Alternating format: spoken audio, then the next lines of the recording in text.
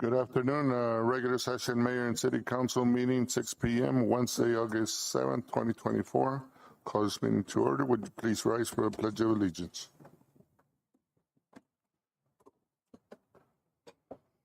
Would you do us the honor? I pledge allegiance to the flag of the United States of America and to the republic for which it stands, one nation under God, indivisible, with liberty and justice for all. Thank you. Call to the public. Call Mr. Louis Parra. Would you please come forward? State your name and address, please. Set it back.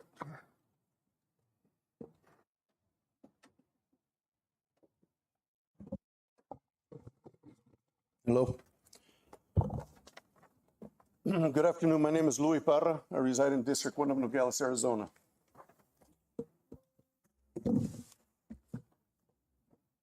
"72 hours after the assassination attempt of the presidential candidate, the Nogales City Council held a rescheduled meeting on June 16.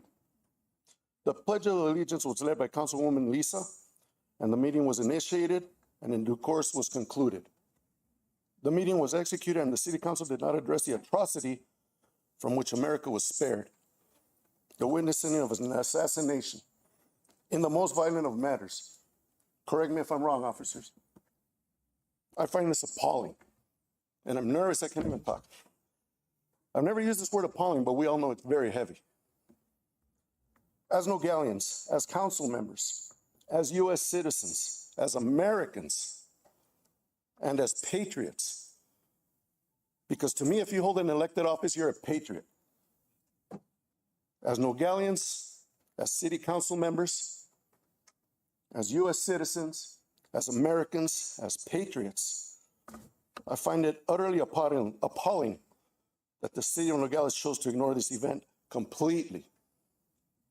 Forget your partisan indifference.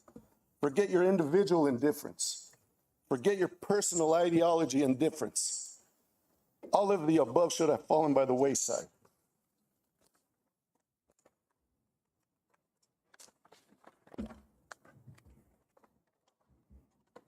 The Nogales City Council failed to recognize the humanity of what happened. The humanity.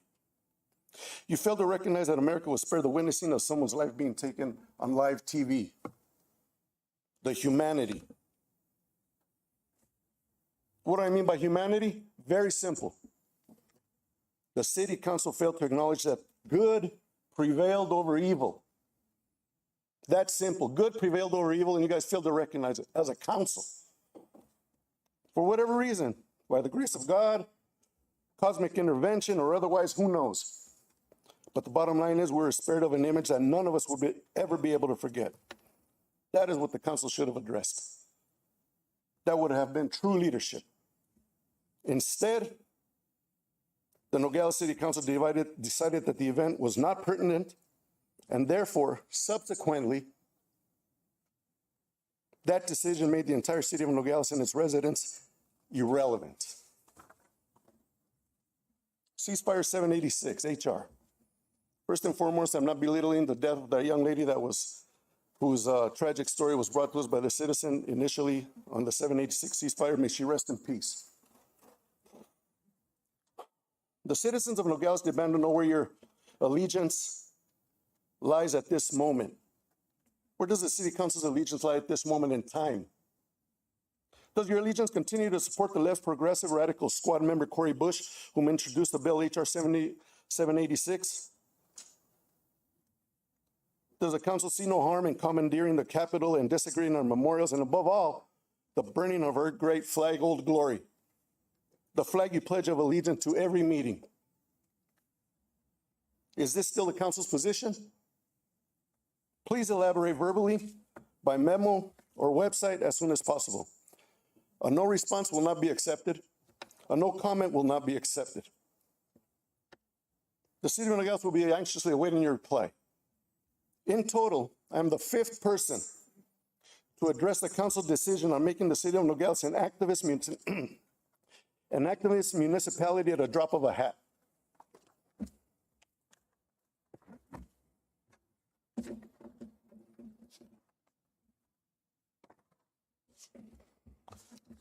Nogales Police Department, please do your best to accommodate whatever they're asking for. It's very simple. Again, very simple. Everything's okay until it's not. And when it's not, who do you call? These badasses right here. And whatever raise is that you're contemplating not giving him or considering or is irrelevant, it's not going to matter when everything stops being okay. So please, do what you can to accommodate their needs and their demands, because not everyone puts on a gun to go to work. Thank you very much. Thank you. We move on to presentations. Okay, no more.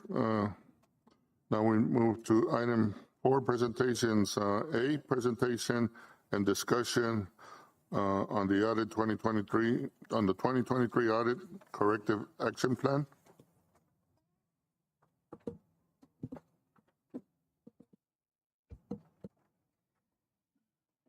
Mayor, members of the council, tonight we have our auditors from CLA here. They're going to present to you a little bit about what they do as auditors and then go into the discussion of the correction action plan. You have copies of it all in front of you. This is Jean. So this is Jean. Thank you. Go ahead. Good evening. My name is Jean Marie Dietrich, and I am the signing director responsible for the external audit of the City of Nogales for the year ended June 30, 2024. I'll be commenting on our planning procedures, our risk assessment, as well as the follow-up on the corrective action plan and results of the audit for 2023. So we're going to start with what our plan scope and independence, our required communication to you as governance, as council. We report and respond to you as council. We work with management to make sure that your financials are fairly presented, but we work for council. We're going to discuss what areas we consider have audited significance. We're going to go over what our plan for the single audit as required with uniform guidance, go over our audit procedures, the status of the corrective action plan for 2023, our audit timeline, and then what our exception process is if we have any findings for 2024.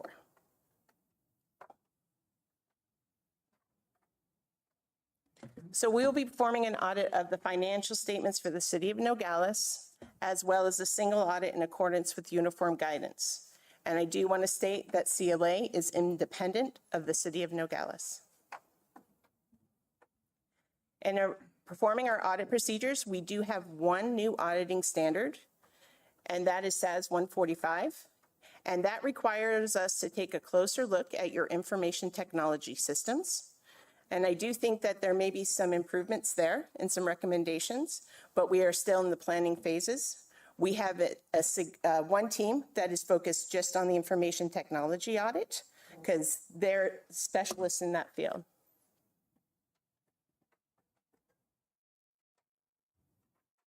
Our responsibility as your auditors are to form and express opinions about whether or not your financial statements are prepared by management with your oversight as fairly presented, that there are no material misstatements within your financial statements. We plan and perform our audit to obtain reasonable, not absolute, but reasonable assurance about whether the financial statements as a whole are free from material misstatement. In performing our audit, we obtain an understanding of the internal control over financial reporting. We do not opine on your internal control, but we evaluate it to identify for those significant audit areas, are there controls in place and are they operating effectively? We will exercise professional judgment and maintain professional skepticism. As auditors, we trust, but we verify. We're going to perform our audits.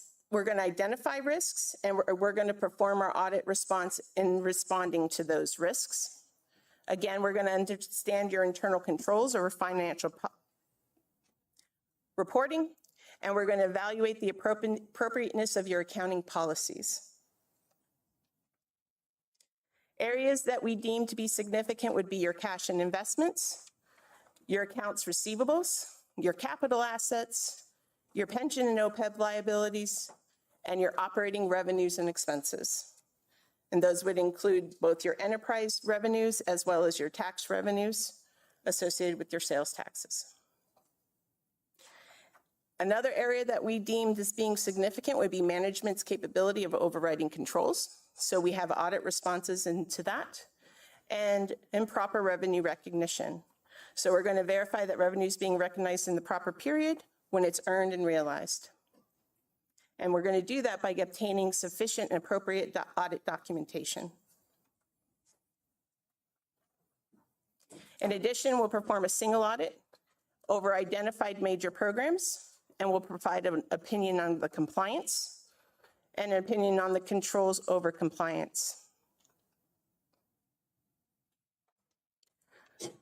So for our audit procedures, we go to management and we observe them, extract from your financial reporting system all the transactions throughout the year. We verify that those transactions are complete.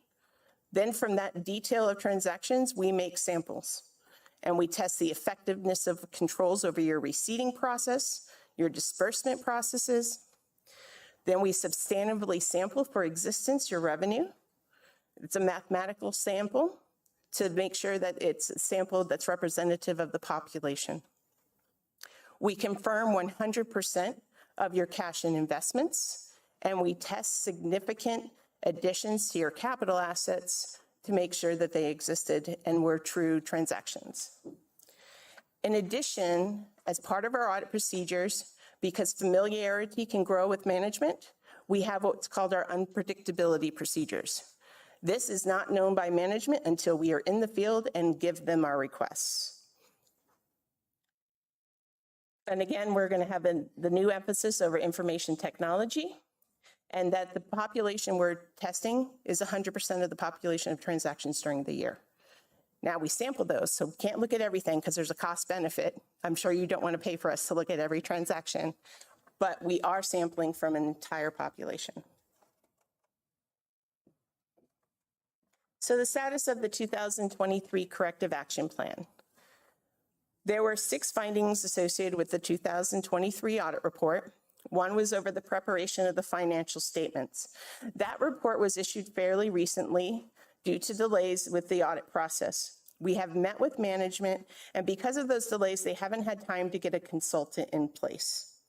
So what we are going to do as your auditors, we're going to remain independent, but we're going to help them get their schedules in order when they give it to us. And so we're going to help almost, would you say, teach, consult on the financial preparation so that the audit isn't delayed. There were material audit adjustments, and in speaking with management this year, they're going to have a checklist and to make sure that those adjustments are posted before we look at final financial numbers. And then the finding of timeliness financial reporting, management has come up with a timeline so that they can have the audit issued by January 31st, 2025, in time for the required EMA reporting. And for those that don't know, due to your bond funding, you're required to report on EMA your audited financial statements. In addition, in process right now are policies and procedures over monitoring and recording leases and subscription-based technology arrangements, and policies and procedures over information technology. So as our audit progresses, management is getting ideas from us and implementing these policies. And policies and procedures over procurement. We cannot opine on the status of the corrective action plan because it's still in process, and our audit procedures are still in process. So audit timeline. We've had interim procedures in August, and those were wrapped up, I think, last week. And we'll be performing our substantive testing over the entire population from August through November. We have 2 planned on-site times to come out for field work. So 1 to consult with management on their financial reporting, and 1 to make sure that all of our substantive procedures are complete. We figure 1 additional week of field work will ensure that field work's complete by December to make that January 31 timeline. So our reporting, we're hoping that drafts are done in December of '24 for issuance in January of '25. Our exception process. So when we identify what we would say a finding or an error, we go to management and give them the opportunity to explain or provide support to rectify.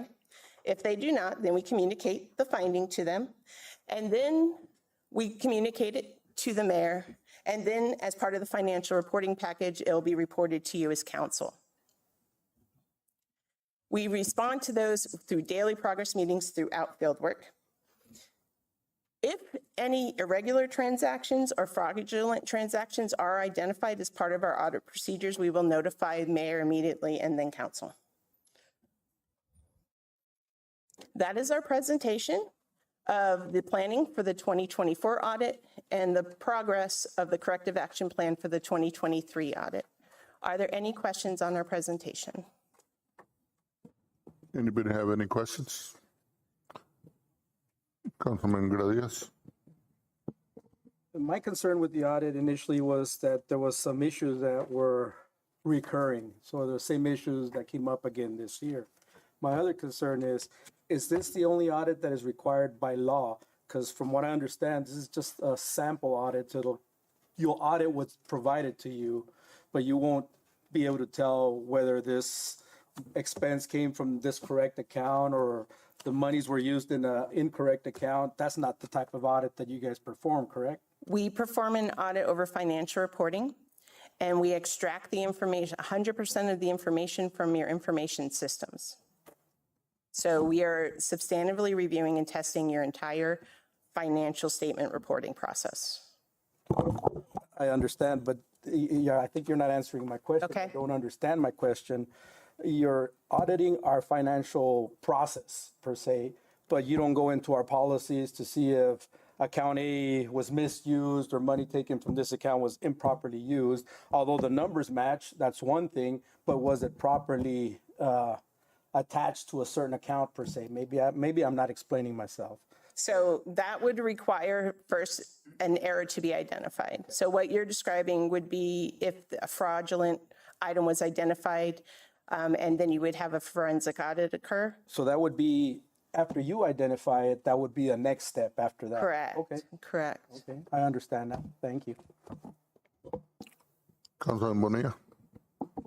So you're saying that you audit based on what our staff gathers for you to audit. Is that the way it works? But we extract it right from your financial reporting system. So we go to them, we observe them, log into their accounting software, and extract all transactions during the year. Oh, okay. And then we make selections, and we tell them what the selections are. They don't tell us. Does that help? Awesome. Councilman Gradius?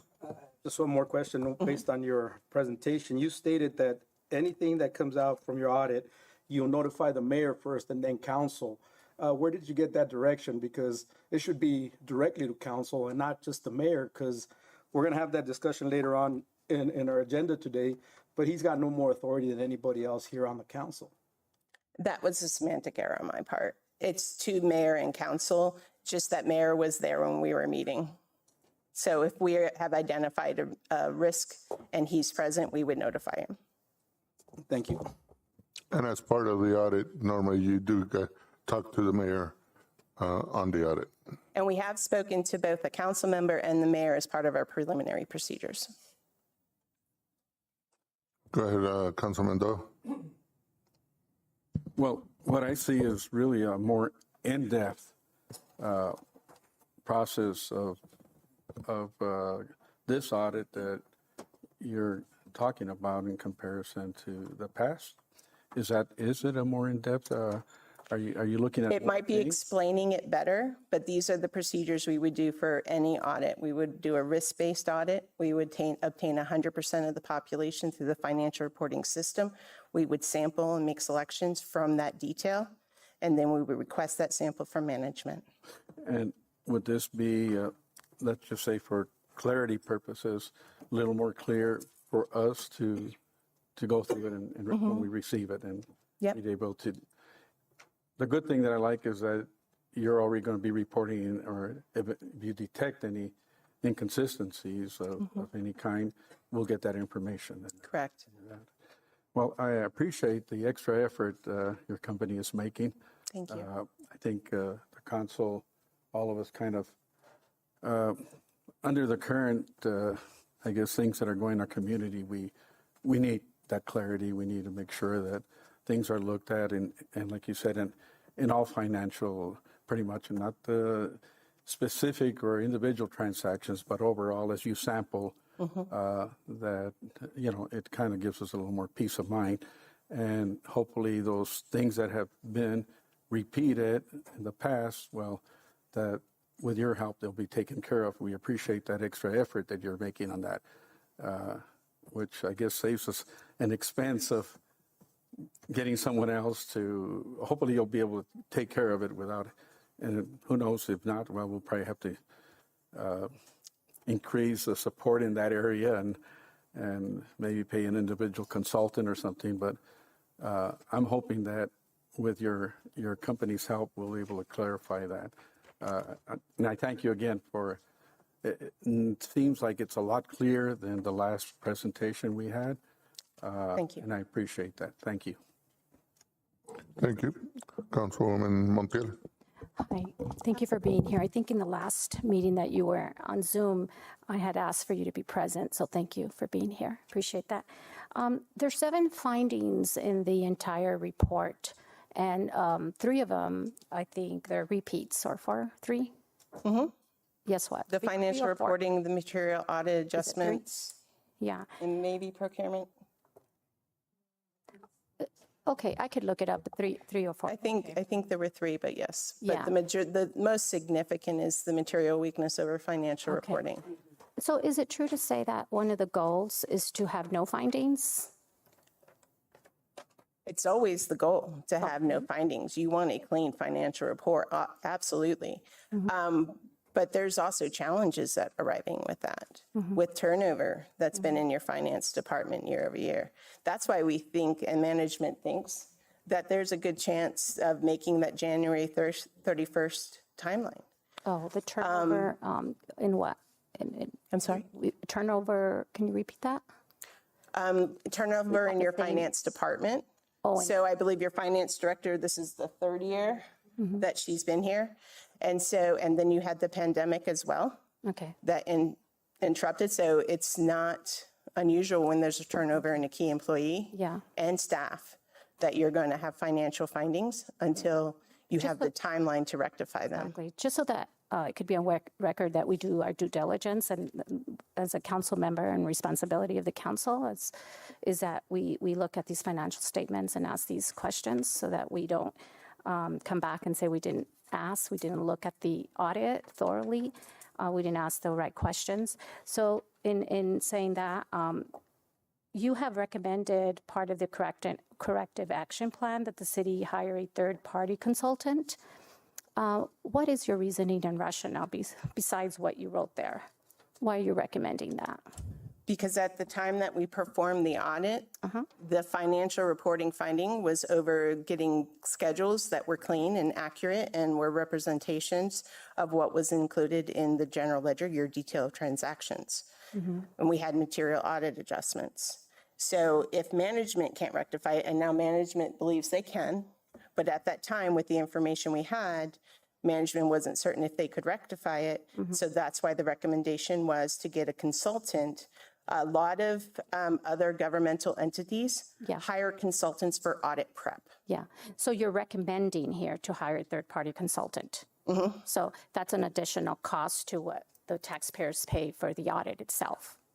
Correct. Okay, just to be clear, Correct. that's an additional cost to the taxpayers. Okay, so in your opinion, do you think if they hire or not hire, but in this case, you've recommended to hire a third-party consultant, would that correct those 7 findings? And hopefully not see them again, especially those 3 repeats? If you were to hire a consultant tomorrow You for your recommended audit that. prep, Yeah, you've recommended. part of the findings would not be rectified because you haven't had enough time. Your year end's already done. No, I'm assuming that it's going to be after, if you if they do get a consultant? Is that why you're recommending it? So that the findings would be perhaps much less than 7? Correct. The goal is not to have any. The goal is to not have any. The recommendation at the time was if you could hire a consultant to assist with audit prep and your financial reporting, that you would not have material audit adjustments. Okay, all right. And last question is, are you staying on in the last meeting that we had, budget meeting, not a regular council meeting, but a budget meeting? That's on record. Is that perhaps they were going to find another company to do the audit? Are you staying on? Yes. You are staying on. Okay, because it was recommended that they were looking into changing your firm. So you're staying on. That is my understanding. That's your understanding. We have been engaged to perform the audit of 2024. And you signed a contract. Okay, thank you. Councilman Doyle? Again, just for clarity, as far as I perceived your statement a little while ago of that there's going to be like a new little twist and when you're on the field, how you approach certain things without giving management or previous notification of what you're looking for. So it's going to be, in other words, it's going to be kind of random and without nobody having any foreknowledge before. Oh, thank you. That's a good twist. And we come up with that twist per our discussions with council and with mayor and with members of management, not leaders in management, but like accounts payable. If they say something looked weird, but no one looked at it, we will modify what we're doing. But the element of unpredictability, they will not know about until we do it. Well, thank you, because that was, I think, probably a concern of all the council, that it's like if you follow a certain program and you do it the same way year after year, well, there's no surprise. And I think with this, it kind of changes, the rules a little, and I like that twist, that it's unpredictable and that you'll do it on the spot, on the field. So thank you for that, for placing that in the audit. Appreciate it. Councilman Bonilla? The issue that Councilwoman Montiel raised right now, so pretty much it's this other company that's going to do the audit or audit prep. It's pretty much that it doesn't look like you're grading your own tests. Is that type of deal? Correct. Well, usually what they come in, so the transactions are what they are throughout the year. And they will come in and assist management in reconciling certain balances, proposing certain journal entries, if they wanted to go that route. But management feels that they don't need that support, that the third year of an audit, that they are ready, and that they just need some guidance. And guidance we can do. Audit prep we cannot. We need to remain independent. Thank you. I just want to make a comment. I really appreciate the discussion that we had in my office on the audit and everything that you guys have done. I do want to really emphasize in keeping the timeline, and hopefully we do not fall back and with a late audit again this year. So that is one of my really major points, that we stay online and we have the audit on time to be able to report the assurance in January of 2025.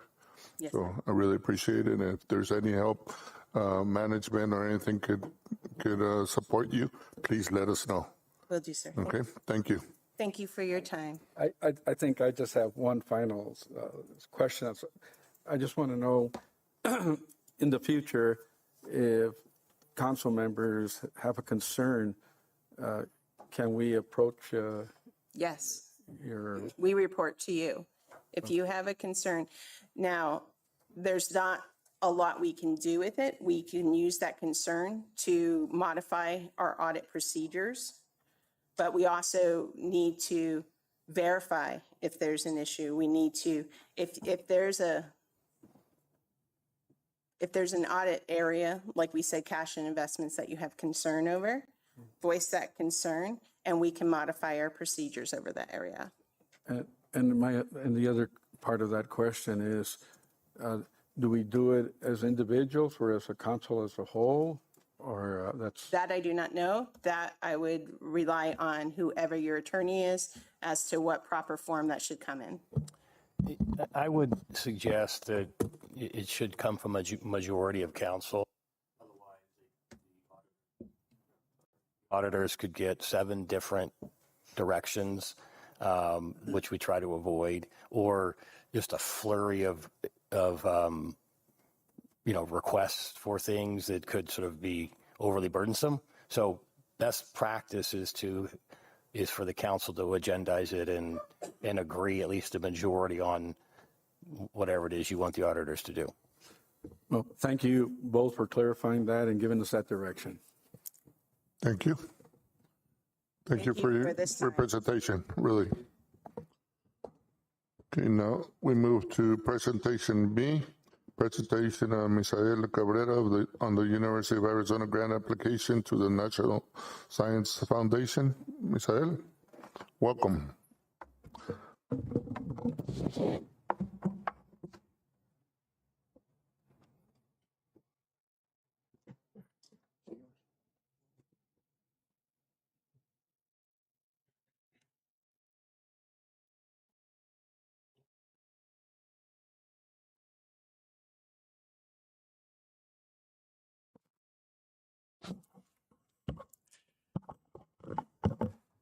Good evening, Mayor and Council. It's a privilege to be here. Some of you I've met before. I am currently the director of the University of Arizona School of Mining and Mineral Resources. My former job was as director of the Arizona Department of Environmental Quality. Thank you for hosting us today. As a university, we are seeking a National Science Foundation Regional Innovation Engines grant. So we are competing for a grant, and that's what I'd like to talk a little bit about today, and talk a little bit about what we think the opportunities are for the city of Nogales and Santa Cruz County and the state in general. So what is a National Science Foundation engine? It's funding to drive economic growth and positive community impacts with use-inspired research. Now, use-inspired research is a very particular kind of research, and the thing to understand, it's not some theoretical exercise. It's about doing limited research that actually gets you to innovation that can be used in the marketplace with industry. The goal is more a collection of assets, to gather a collection of assets with the particular engine, grant funding to develop economic activity that looks like an engine, that runs, that produces benefits that are wider than the particular grant. Funding for this program is prioritized in regions with less established innovation ecosystems. So the federal government is targeting regions of the country that have less developed innovation and economic ecosystems. So that's what the engine does. Our engine in particular is looking at automation and electrification in the mining industry to improve energy efficiency. Mining uses about 11% of global energy, and companies have ambitious decarbonization goals. So most large mining sites have very ambitious net zero carbon emissions goals, and yet they are a significant user of energy. And so communities in Arizona need economic development, improved access to energy, and improved efficiency, as well as the enabling technologies that will create that, including things like broadband, redundant energy supply, those kinds of things. And so ultimately what we're looking to do is to help to change the national narrative around mining, improve the U.S. role in energy transition, protect national defense interests, but also to use mining as sort of an anchor store in communities and then create spin-off economic development from that. So the vision is to establish a collaborative ecosystem between governments, nonprofits, communities, economic partners, and academia to drive regional economic development. This is not your typical university research project. These projects, in order to succeed, must drive the economy and advance technology. And so it's very exciting. These are large grants.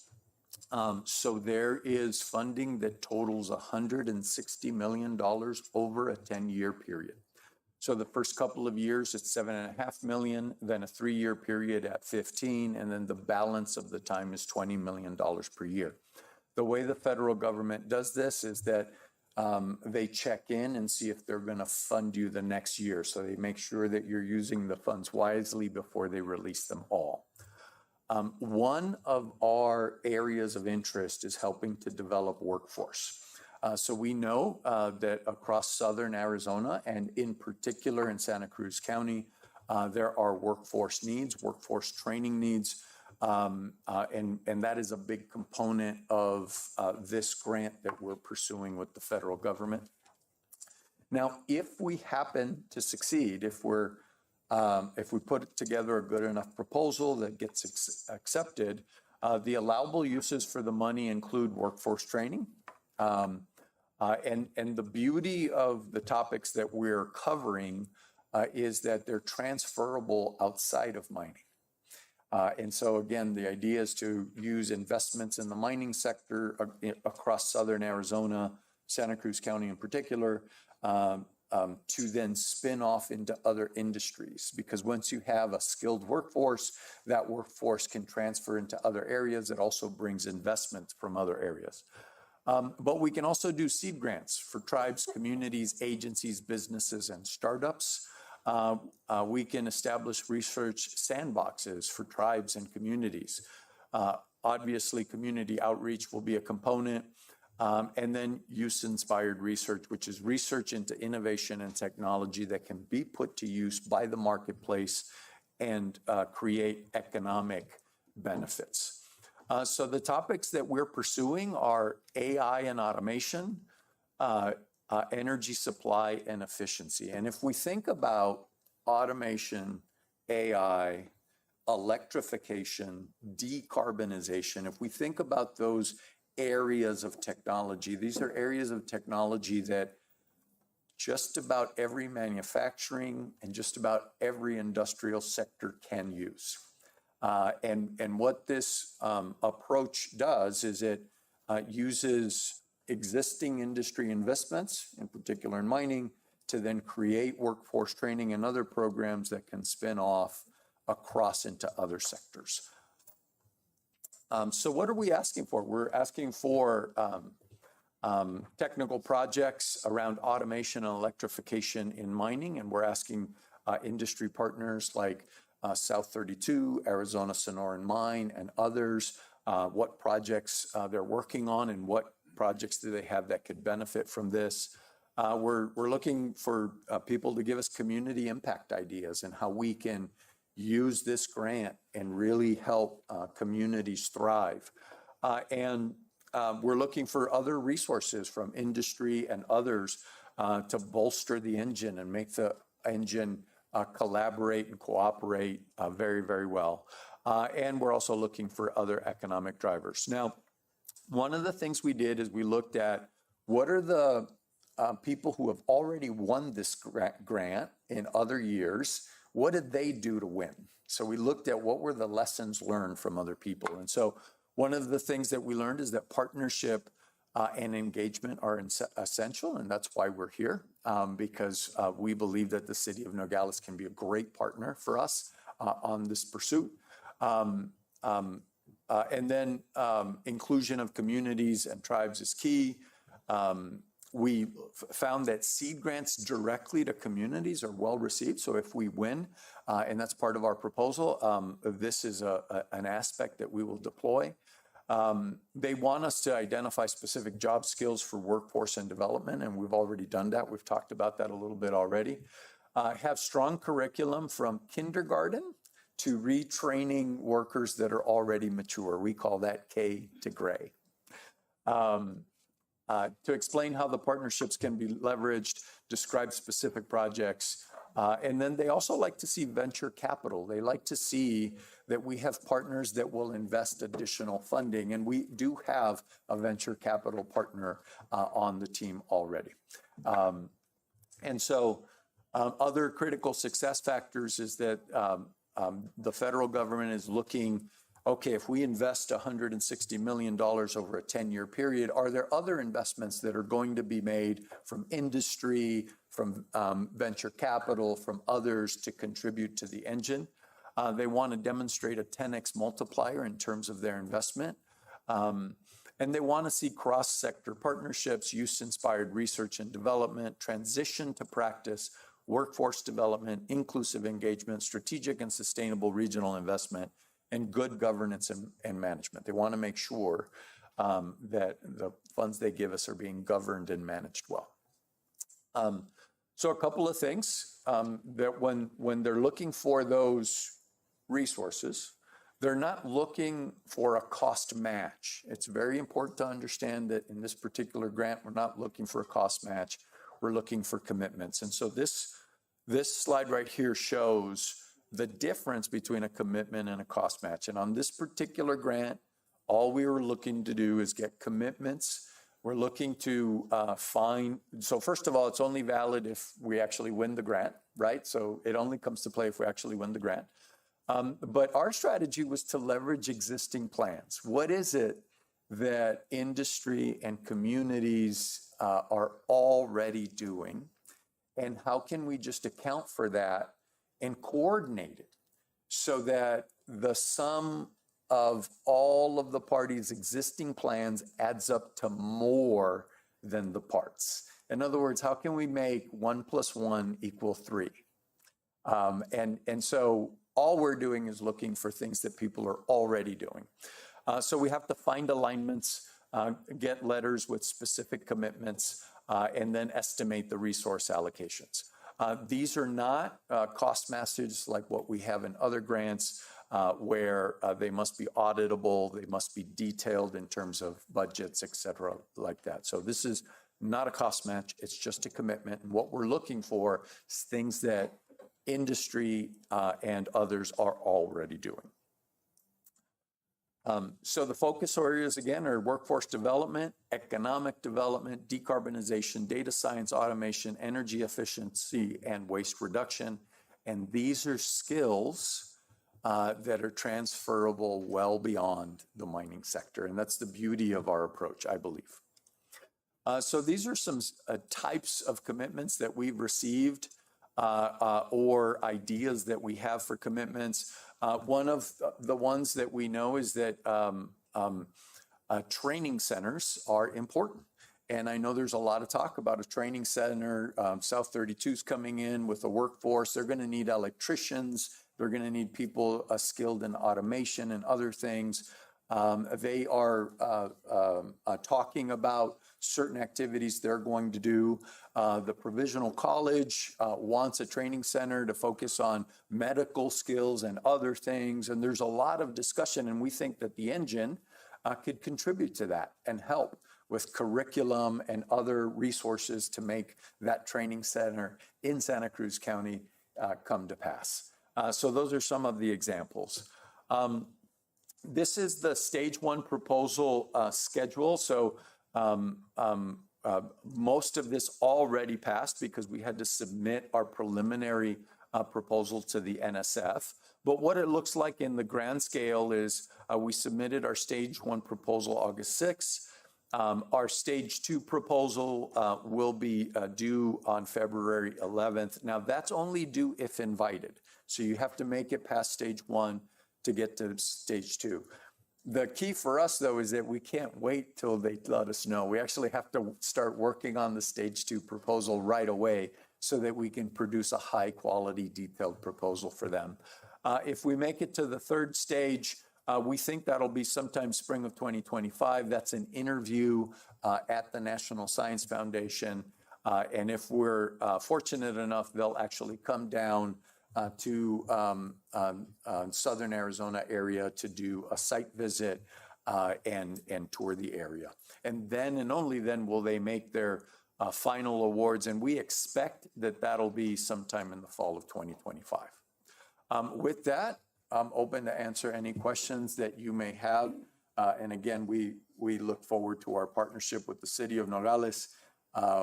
We believe that this is a thriving community that's on the cusp of a very large explosion in many different areas, and we would love to contribute to that. Thank you, Ms. Sayed. Anybody have any questions? Go ahead, Councilman Doyle. Yes, say that you do get the grant, and who's going to be kind of more responsible for driving that engine, I guess, of economic development, and also for the supply chain that's going to be required for the different industries that are going to be involved? So we have a governance structure that we have proposed, and the governance structure includes a staff for the engine. It's a large engine, so we'll actually have to hire some people in positions. There'll be a chief executive officer for the engine, for example, that'll have to be hired. And then there will be specific roles. There'll be a chief community officer. There'll be a chief technology officer. So there'll be staff. And then there'll be a steering committee. And the steering committee will be made up of key partners and will be made up of co-investigators on the grant, people who are listed as co-investigators on the grant. Beyond that, we'll also have an advisory team that can advise on specific things. So if you look at it, it'll be a large group of people giving advice, a steering committee making very specific recommendations, and then staff that implements those recommendations. And it'll be all very transparent and auditable. So what is the area or the scope of the driving engine? Is it Southern Arizona as a whole? And we'll have different training centers throughout for our labor force. And is that part of the... So that's a very good question, sir. So our geography is Southern Arizona because there's a lot of areas across the state that have the combination of new or expanded mining investment with, let's say, areas that don't have thriving innovation ecosystems, right? So what we want to do is we want to change that. We want to use these mining investments as an anchor store to then create an entire mall of economic development. And there's several areas across the state like that. But we have to prioritize where we start. Because when we prioritize where we start, then what happens is that we can learn and then expand. The exact prioritization is something that if we win, will be up to the governance of the team. But I can tell you from my position, we believe that Santa Cruz County and the city of Nogales in particular would be one of the best areas to start with because you're getting the remote operations center and headquarters of South 32, El Centro, and we're getting the investments at the mine. There's already a robust economy here with produce and other things, and we think that this is a great place to start. The final decisions of that will have to be made by the eventual governance team, but we believe that the city of Nogales would be a good choice. And the last question, I guess going along those lines, Nogales has always, even in the past, been considered here in this part of the country, the gateway to Mexico. And our supply chains that we've in the past tried to work to establish have always been in connection with the need and the companies and industry that's in Mexico would work together with hopefully the future industry here of Arizona. Would that be something that they're taking in consideration already and and working on to kind of make those connections? I think there's lots of opportunity to do that. Yes. So Mexico is not just a neighbor. It's our best trading partner in the United States. And so anytime we talk about economic development in an area like this, it necessarily involves connections across the border. So I think there's opportunities there. The National Science Foundation is focused on creating innovation ecosystems and economic development in the U.S., of course, and we certainly want to help with that. But I think that invariably there's going to be connections there that can be leveraged and taken advantage of. Thank you. Thank you.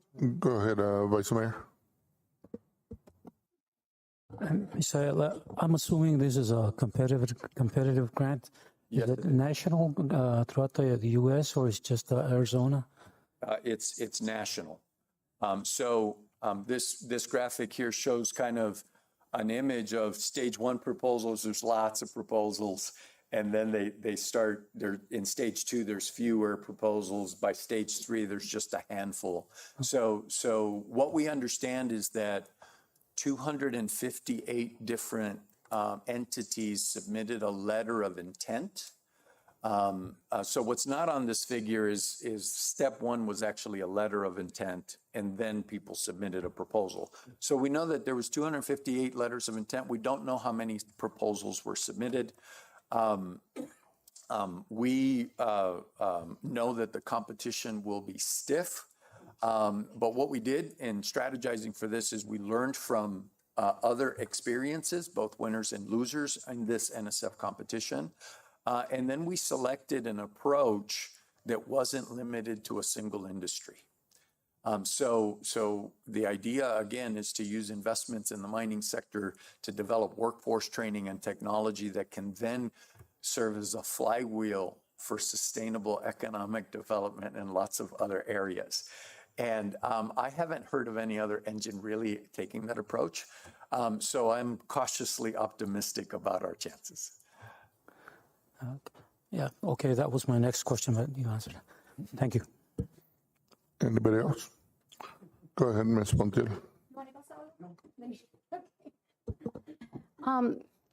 Mr. Cabrera, you're obviously very brilliant. I've worked with you in different platforms and some of your presentations you've given in Arizona and nationwide. So I'm not going to pretend to know anything about grant writing. But can you tell me who are your other venture? You talked about the other investors, venture capital investors. Can you name a few? So there's one company in particular we're working with. Are we allowed to say their name? It's okay. If you don't have, don't disclose anything. That's everything's on record, so don't disclose it if you don't have to. I'm curious. Yeah. Most things are on record if you're gonna talk publicly. Thematic Venture Partners, and they have a specific market area associated with sustainable mining. Okay. And the reason I'm asking is because I know that the chamber with Mrs. Ainsa there, who's a partner with the city of Nogales, and I know that other people like Mr. Lucero and them are starting, these training group cohorts, if you will. How are you going to work along with them so you don't compete with each other? Which is, I know that's something that will help if you collaborate with all these other groups that are starting to train for the mine so that we can have capable and well-trained, skilled workers for the mine, for example. So in our proposal, we were limited to 6 letters of commitment or letters of support. The Provisional Community College, several of the high school districts, and Pima Community College all signed the letter for us to collaborate on this particular engine. So we would not do anything without the Provisional College and all of the leadership associated with it. Pima Community College, which is helping the Provisional College, is one of our principal investigators on this grant. And so we understand that the last thing we should do is work at odds with anything that's already happening.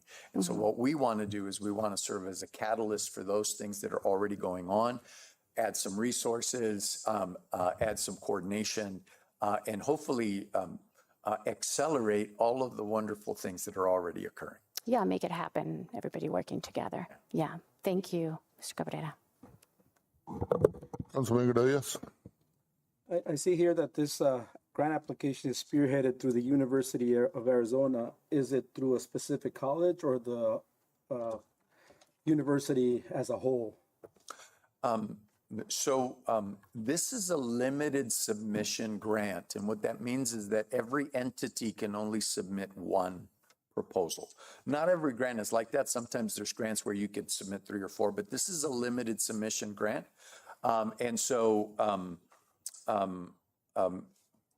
And I failed to do this earlier, it was my mistake. So Cray Luxbacher, which is the department head for mining engineering at the University of Arizona, she's actually leading this proposal. I'm giving this presentation because some of you already know me. She's leading this proposal. She actually has done the vast majority of the work. And in addition to that, she is brilliant and hardworking. She was selected as the principal investigator. Her department exists inside of the College of Engineering, but it is a university-wide proposal. Did I get that right? And it's the only proposal the university has. Thank you. Anybody else? Go ahead, Mr. Bonillas. I say you needed some letters of support. Just one by the mayor's office, that would suffice enough for as far as the city, right? Yes. Okay. Yes. Thank you. Well, Ms. Ayala, thank you for all your support, and definitely, it's the opportunity, like you said, for our city, and we're looking forward to continuing our working relationship, and hopefully we thrive into getting it, and things will be brighter for the city of Nogales and the university. So Thank you so much for your time. I appreciate and it. support. Thank you. Appreciate the partnership. Great job. Next, we move to presentation Santa Cruz Training Center programs. Mr. Thank you, Bonilla. Mayor. Can I ask Gay House step to the podium, please?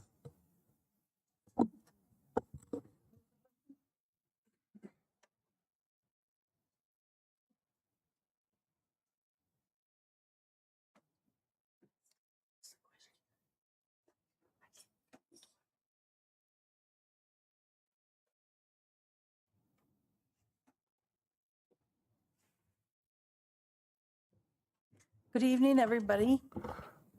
And thank you for Mr. Bonillas for inviting me to come and present. We're from Santa Cruz Training Programs, and we wanted to inform the city a little bit more about who we are, because we find that there are a lot of people still that don't know us. And Santa Cruz Training Program is located at La Castellana Drive, but we are all over Nogales. So go ahead. Our history starts back in 1968. Ana Maria Coppola was our founder, along with some of the other parents that had children with disabilities. So this program has grown from being a school back in 60s and 70s to becoming a program for adults. We also serve children, but that is done in the home. And this is one of our first pictures that we had of our class. There are still people there that are still with us, but many have grown and are still participating in our adult program. One of them is the day treatment training for adults, and that is the name that state gives our program, but we call it La Española Day Program. And it is specifically to help our members that are not able to work to have develop socialization skills, be rehabilitated for further learning and enjoy, have recreation. And so you can see in the pictures, they're pretty much busy all the time. We have a young man that's been coming to our program this summer, Javi. He is, I think they call him Elwad. I don't know if you know him by that name, but he gets them up, standing, a lot of them. They use a lot of props. They sing. They move around a lot. You want to do the video a little? There we go. So this is the afternoon, and usually people are falling asleep in the afternoon, and he gets them going. And it doesn't matter if you're in a wheelchair or not, but we accommodate everybody that is able to come to our program. They take trips. This is Patagonia Lake, and then there's the 4A Ranch.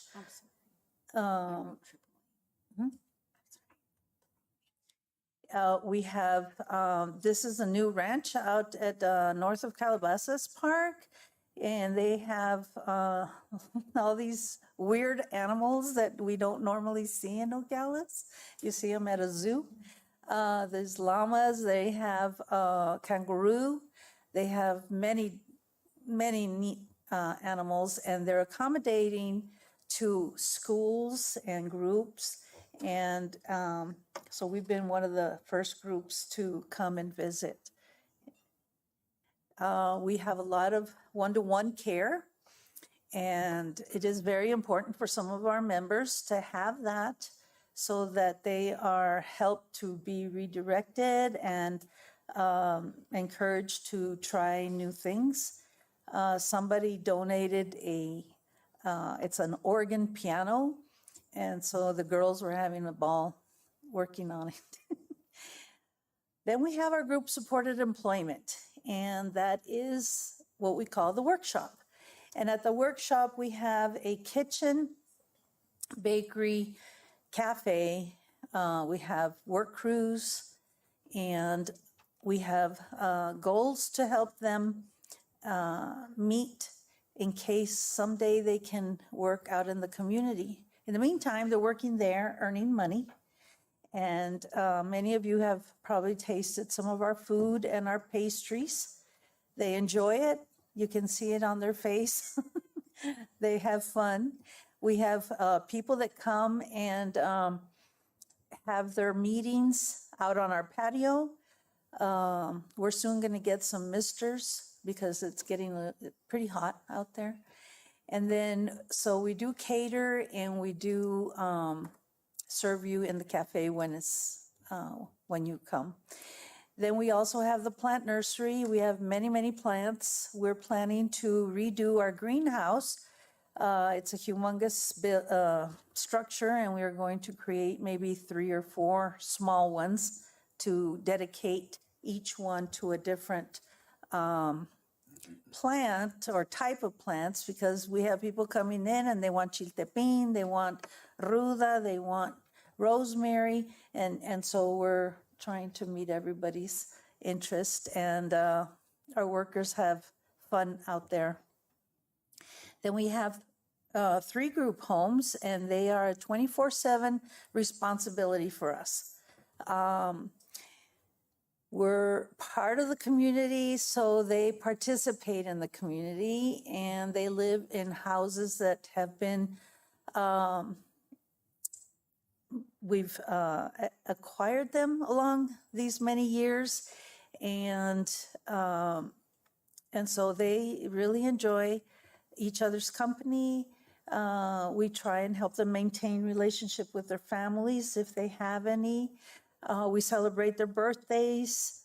We have, this is one of our young ladies that is up to 94 years old.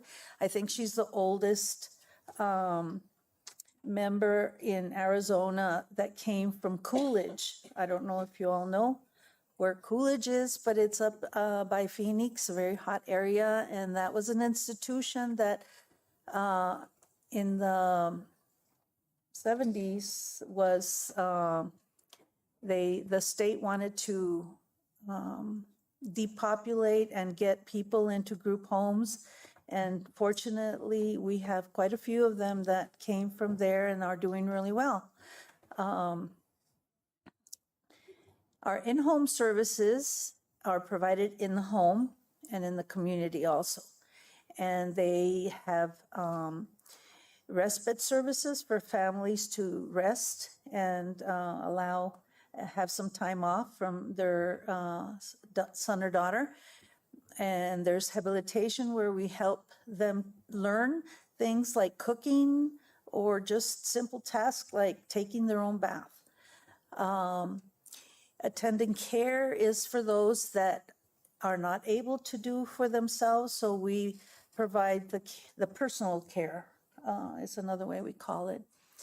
We also encourage creativity using their computer, playing games, being active. So it's not just sitting home, watching TV and eating.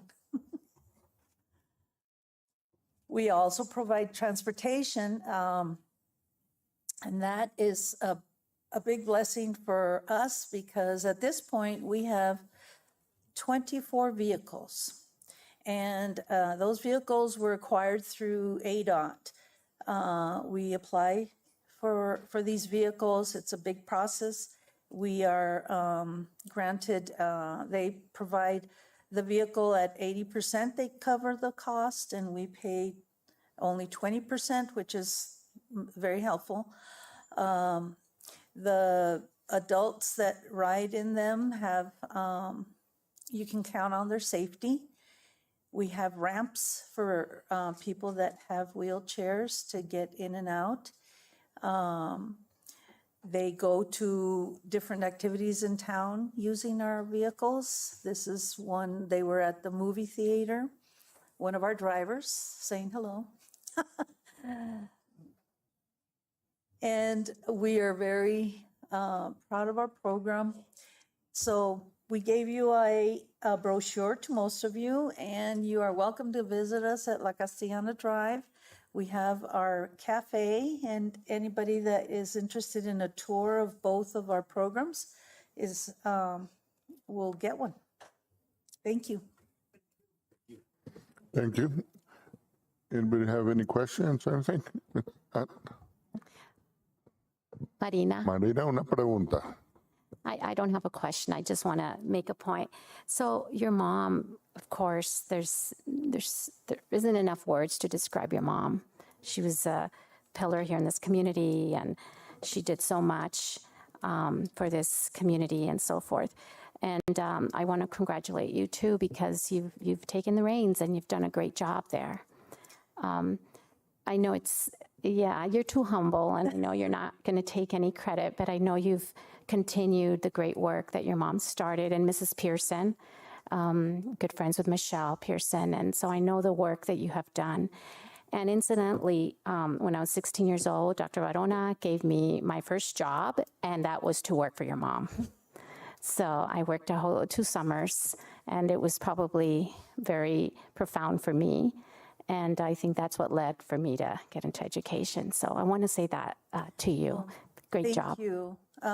We are a team, and that's how we have done what we have. And then we also, I didn't mention, but we have a wonderful board, of which we have a gentleman here, Mr. Bojorquez, is on our board also. And it's important to have good leadership and know that we have support so that we can keep growing and offering our adults with disabilities opportunities, because Nogales has been shrinking, and so the job market is very, very low. So we know that they're not going to be hired out in the community. But thanks to the city of Nogales, who is giving us a contract to work 3 or 4 days a week, and Unisource has given us a contract for 1 day a week and doing groundskeeping. And so that makes them feel very proud that they're taking care of the city. Thanks. Good job. Thank you. Thank you, Mr. Bonias, for putting it on. Thank you. Ladies and gentlemen, I'm gonna move on and skip from events. I'm gonna just do a quick one, and we're gonna go to orders. Well, I think we have a good amount of police officers here that are interested probably in item D, but we'll do all the orders. Everybody okay with that? Okay. Okay, so we're going to move on to item number 9, orders. A, consideration and possible action of orders 2024-08-030. An order of the Council of the City of Nogales, Arizona, authorizing the purchase of 2 2025 Ford Police Interceptors, utility AWD patrol built vehicles from state contract for the total amount of $161,358.83. Any discussion? All in favor? Aye. Item B, consideration and possible action of order 2024-08-031, an order of the Council of the City of Nogales, Arizona, authorizing the purchase of 47 tasers from Acon's Enterprise, sole source vendor in Scottsdale that manufactures the requested equipment for the total cost of $229,681.57. Any discussion? All in favor? All right. Consideration and possible action of order 2024-08-032, an order of the Council of the City of Nogales, Arizona, approving a recipient agreement between the City of Nogales Fire Department and the Arizona Department of Emergency and Military Affairs for Emergency Management Performance Grant and American Rescue Plan Act in the amount of $127,964.08 to acquire the services, supplies, and equipment for communications. Second. Any discussion? Go ahead, sir. Mr. Gradius. I just want to find out if this amount has already been budgeted, or is there a match that we need to move funds? I think this is the one I read that we're moving funds from one of the accounts. Yes, we're gonna have to move some funds. So the 127,964.08, that's a matching grant. So we're gonna have to come up with 127,964.08. However, the reason we need to come back, we need to put in the budget because we weren't sure if we were gonna get that grant or not. Luckily, we did. But with that investment, this communication system is gonna be good for the next 10 years. Yeah, my only concern is, do we have authority to spend this money moving it if it's not budgeted for? It's a legal question, I guess. Yeah, Mayor and Council, you have contingency monies and other monies that you can move inside the budget, sort of at your discretion. As long as you don't go above your ceiling budget, you can move money back and forth amongst various funds or as needed. Correct. But I think the statement was that we're getting money from the contingency. Is that in the budget or is it outside the budget? That's the question. It's inside the budget. It's in the budget. So yeah, so we're not gonna go over that ceiling. That's the important part right there. Thank you. With that said, all in favor? Aye. All opposed? Motion passes. Item D, consideration and possible action of order 2024-08-033, an order of the City Council of the City of Nogales, Arizona, providing a labor agreement between the City of Nogales and the Nogales Police Officers Association. Any questions? Any discussion? All in favor? Aye. Motion passes. Okay, thank you. Now we will go back to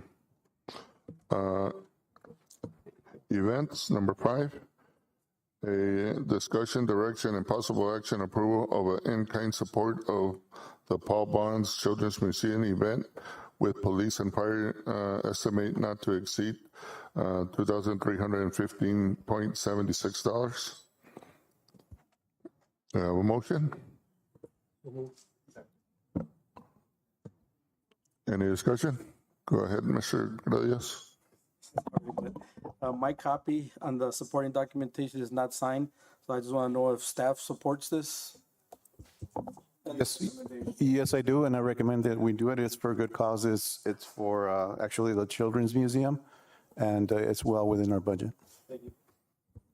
Yes, sir. I know that, Mr. Dow. what I'd like to know is, where is this Children's Museum supposed to be?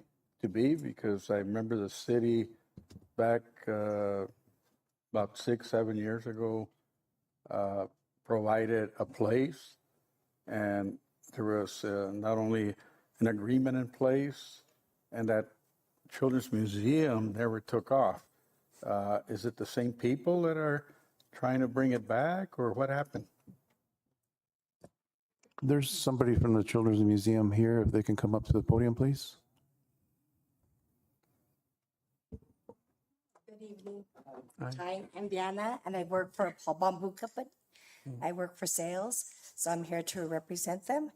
And yes, the Arizona Children's Museum, we're having an annual event on the 19th of August, and it will be a family affair. There will be arts, music, bands, food trucks, a petting zoo, and all of the proceeds will go to the Arizona Children's Museum.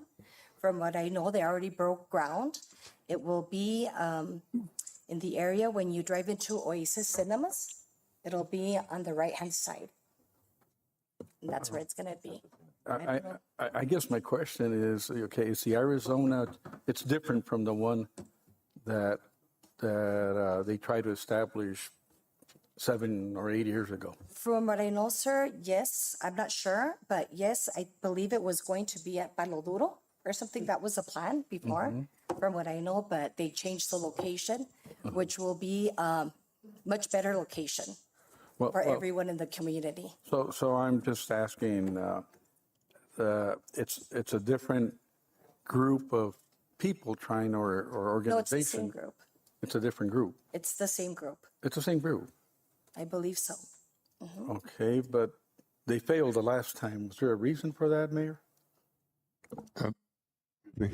That's, what I understand, it's, yes, some members departed from the group, but it's same concept of what they want to establish. I think one of the sons of Mr. Panosopoulos, Nico, is taking care of starting it all over and doing all the funding and preparing for this.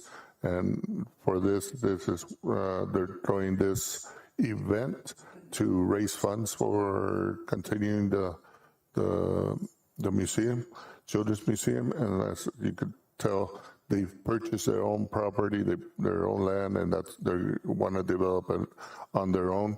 And we're just supporting with PD and other things at the event, this is what's for. And I'm all for the Children's Museum.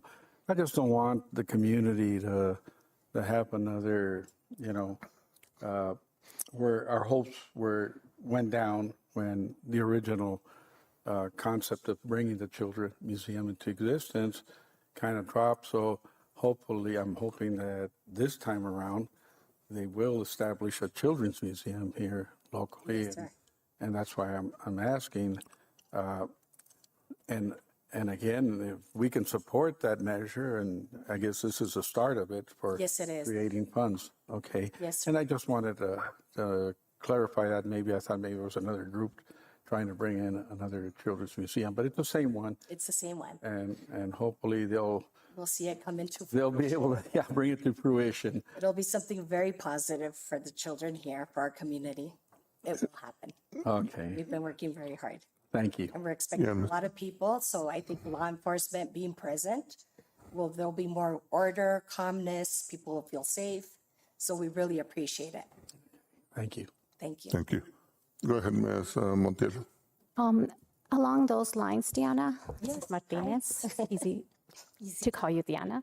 Right. But so this money here, the 2,315 and 76 cents that we are giving in-kind monies, those monies are from their in-kind, they're still taxpayers' money. So that's going to be used to monitor or for the event that you're having? For the event that we're having, we're expecting around 350. Yeah, I already have my ticket. Yes. Yeah. Oh, yeah, you did. Yeah, and so it's just to supervisors to provide police and the Nogales Fire Department. Correct. Just want to make it sure that it's, so Diana, where is this museum going to be at? That's like the $1 million question people are asking me. Where is I it haven't going to been be there on built? site just yet, but But from what I give me know, a it's like landmark. when the landmark will be, apparently when you make the left turn for the Oasis Cinemas towards the theater, I believe it's on the right hand, and they're already clearing all of that Okay. area. That's Mr. Banasopoulos' land? It's on 2 acres, yes. Okay, on that's Mr. his land. Banasopoulos' Okay. place. All right, I just want to yes. make it clear. Okay. Go ahead, Thanks. Mr. Dahl. Well, I guess my other question is, Yes. do they already have, is that developed already? There's water up to the property and, I mean, so. I'm not sure about the. how far are we? The services, I know they're grading it and doing that. Right. I haven't been So up there. how far are we away from it becoming a reality? I'm not certain about the definite date, to be very honest you're with you. close. I mean, hopefully, and this is just my personal humble guess, would be probably next year. Mr. Mayor, Mr. Tapia can give an explanation as far as to how long they are and the permits that they have taken out to build this museum.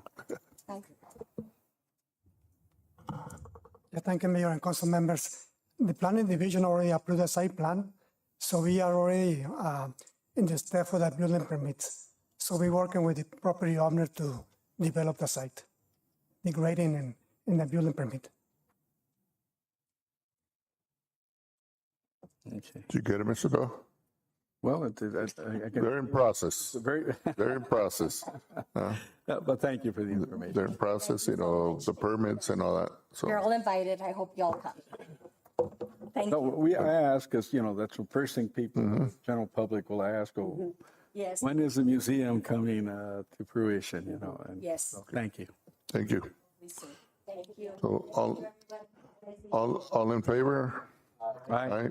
All opposed? Motion passes? Yes. I made the motion, second by Mr. Yo le hizo second and Mr. Bojorquez. No. Item B, discussion and direction and possible action approval of the in-kind support of the Consulado General de Mexico in Nogales event estimated not to exceed 2,671.76. You have a motion? Okay, I'll make the motion. Second, Ms. Montiel. Any discussion? I have a question. Go ahead, sir. What is the event from the Consulado? Is it El Grito, the Fiestas Patrias, or what is it? No, this is a concert that they're doing up at Palo Duro with the Upsons, and basically it's basically in kind of also porta potties and police and stuff like that the city's in kind for that event. So I just have a question then for legal. Since it is on the agenda that it is for the Consulado General de Mexico, would there be any issues being a foreign country that we providing these services in kind? Well, you're providing the services in kind in the city, so that. Okay. Okay, go ahead, Mr. Grayes. Same issue. What is the recommendation of staff? I recommend that we do fund it. It's a concert by the Upsons. So inclusive in the 2671, it's a waiving of the rental of the Palo Duro, along with security, along with porta potties and personnel to clean afterwards. And this fundraiser is for scholarships. Go ahead, Ms. Lopez. People from the consulado are here. I think it would be a good idea for them. ¿Gustan hablar? Donation, yes. Pásale. En Spanish. Buenas noches. Buenas noches. Thank you. Thank you all, and thank you for the opportunity to speak to you tonight. I don't know if this is working well, but I can do it. Yes, this concert will be held, if possible, at the Palo Duro Creek.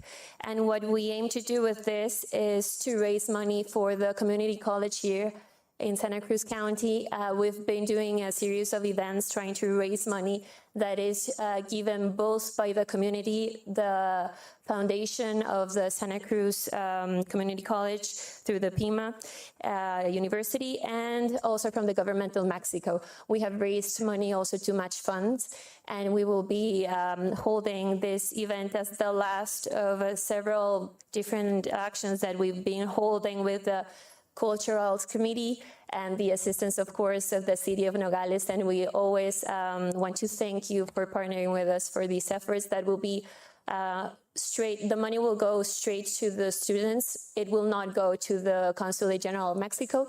It will go directly to the foundation. So I just wanted to make sure that you all knew that the money would not be touched by the consulate. We will be giving money as well to match the funds. And also this event will be part of, as I said, several different actions that we're trying to do to raise more money each year. So probably next year we will have more funding, and already with the advances that we had and the community gathering up to help our students, we have also pushed for more money from the government of Mexico, and that money has also been granted. So we're very pleased with the results. Thank you. Councilman Doyle? Yes, I guess I have a two-part question. I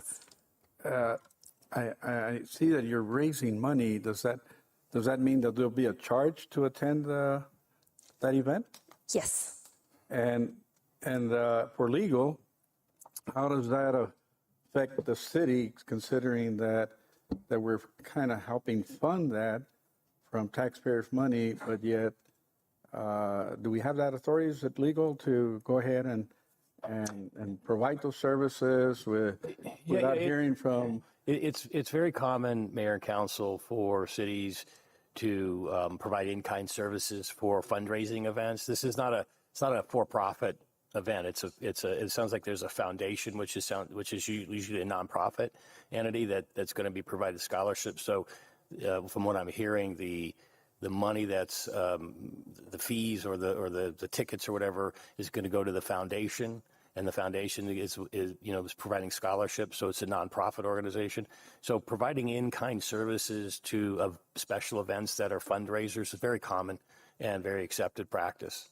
You're not giving. It'd be a little different if you were like giving a cash donation, but by providing in-kind services or waiving the cost of those fees is very common practice and very accepted. Well, thank you for that clarification. The last part of my question is, I think it's sometime next coming month, right? Yes. So my question is, It'll be October 12th. if you can give us the date, time, and how much it will cost, so that people will know that want to attend that event. Yeah. Kind of give us a general idea of that. It will be held on October 12th at Palo Duro Creek. It will be from 7 p.m., I think, until the Absons want to play. We hope it will stay a little further than 10, but hopefully around that time. And we'll be raising money for these events. So every ticket will be $25. That would include a seat and a table so that people can gather up. And we will also try to get vendors to go there so we can also help our community to sustain itself. Mayor, do we have enough parking, or what area are you going to use for parking on that? Because I imagine some of the service that we're going to provide is traffic control, hopefully, and provide a safe environment for the people that attend. That's probably your question. There is parking, Mr. Doyle. Do you know that Palo Duro has its own parking lot? So there should be ample parking for the attendees. If we need more information, Mr. Oropesa, could you come up here and answer that question, please, as far as to the parking?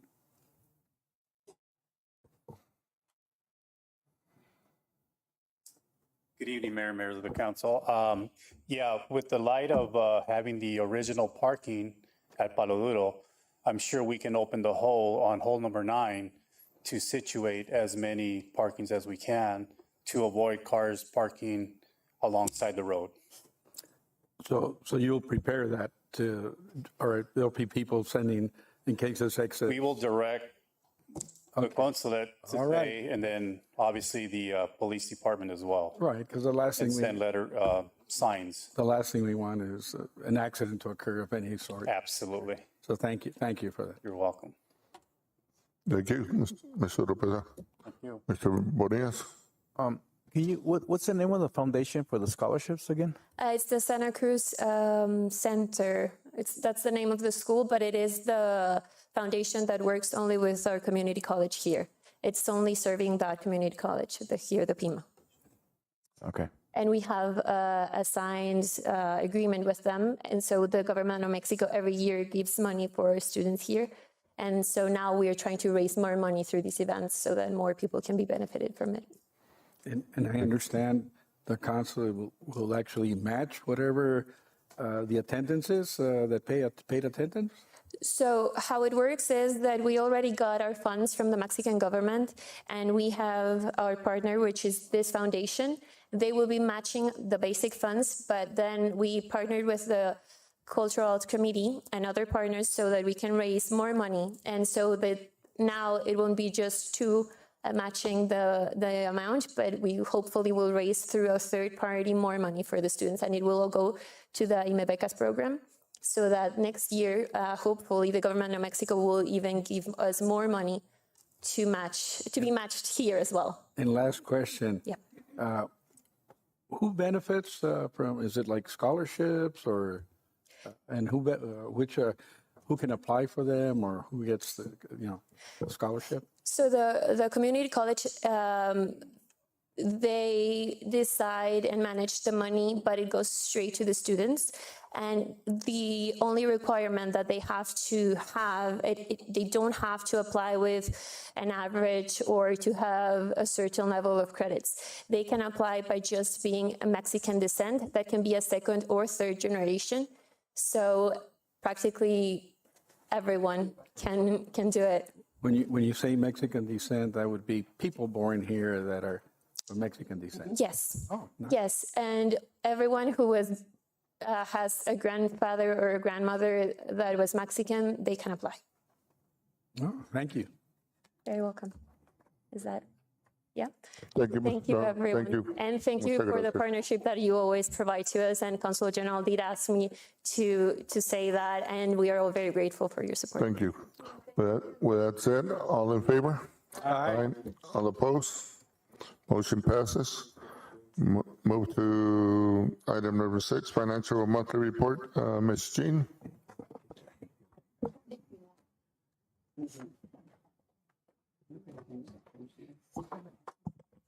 Good evening, Mayor and members of the council. In front of you, you have the June 2024 finance report. So if you start with your table A, this is our general fund. So for the end of June, for revenues, we collected $32,576,432, which was 122% of the budget. We also expended out $31,322,194, which was 79% of the budget. Also on that same chart, for shared revenue, we collected $11,156,328, which was 102% of the budget. If you move on to table B, this is our sales tax. For June, we collected $788,076. It was $40,000 less than June of last year, but we ended the year $565,718 more collected than the year before. If you move on to Table C, this is the general fund expenditures per department. You will see almost all of them ended up below the 100%. And overall, we only spent not even 75% of the budget. If you move on to Table D, this is our HERF and our overweight fees. For HERF, we collected $3,277,445, which was 128% of the budget.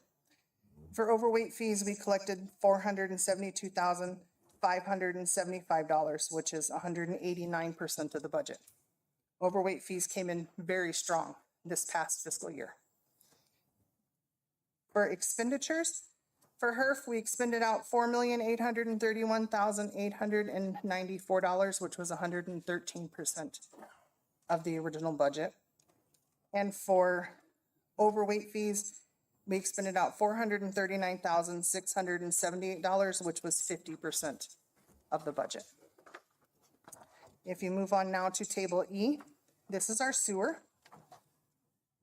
We collected $3,634,492, which was 121% of the budget, and expended out $2,091,712, which was 87% of the budget. Moving on to Table F, this is our water.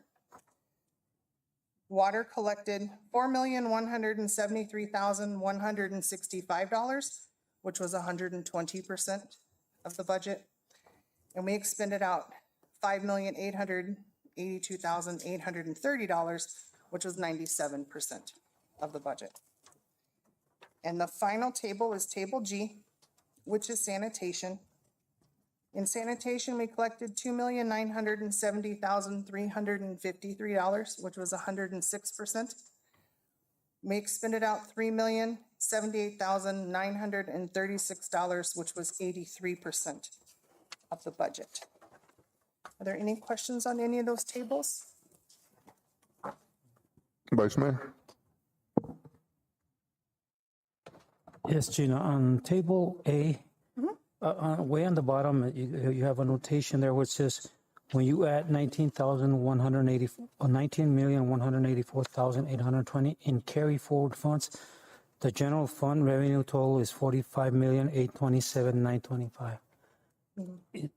Are those funds available? They are available. That's considered a carryover, and we talked about those in the budget meetings, that the carryover every year is a carryover from the year before and the estimated revenues we expect for the current year.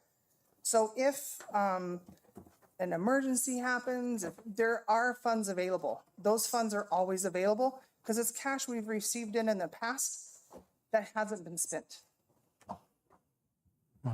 Okay, thank you. Go ahead, Mr. Bonillas. Gene, how are we doing as far as now, since we're talking about a little money that we have for carryovers and stuff like that. When it comes to the water department, let's say for when lines break and stuff like that, because we've had a few big ones in the past month. Yes. And so how are we with that money? So our water department, being an enterprise fund, is not as healthy as a general fund because it is a smaller fund overall. If there are emergencies, that is usually what your reserve is for. There's always a certain amount of projects, including some materials needed for emergencies, are built into budgets. Now, if, per se, we have a very large emergency that cannot be covered by one of our enterprise funds, that is when mayor and council, along with city manager, can decide that we need to do like an emergency loan from our general fund to cover these, and then we build it into the budget until it is paid back off by the enterprise fund. Yeah, that's what was my follow-up. Yeah. Councilman Gradius? Gene, you usually provide us a list or an update on delinquent sewer and water. This is probably the end of the fiscal year, right? This is the end. After Mr. Bermudez came into the office, we sat and we talked about that report. Mr. Bermudez and Mr. Kissinger still get that report monthly, and it's always available if you guys would like it. But he has decided, and we kind of decided together, that that would be a report, because it wasn't initially part of the finance report. It was a secondary report. And the reason I ask is I have an agenda item coming up later on regarding that, so I just wanted to see where we're at on that. But I guess we can cover it then. Yeah, and it is available every month if anybody would want it. Thank you. Should want it, would want it. Okay, and Go ahead, Gene. Anything else? just to find a Just little the bit, the business? business licenses. Yep. So for July, we had 3,164 active business licenses. We had 33 that we either canceled or suspended. Now, part of those were stagnant licenses that just hadn't gone through the process of being either canceled or suspended in the past. So it seems like a very large number for 1 month, but the businesses really weren't active. They just never stopped their business license. So that's why it seems high. We also had 33 new licenses that were issued during July. And we have 48 businesses currently that are in the process of getting their license with the city. Okay, thank you. Any other questions? Thank you, Gene. Thank you, sir.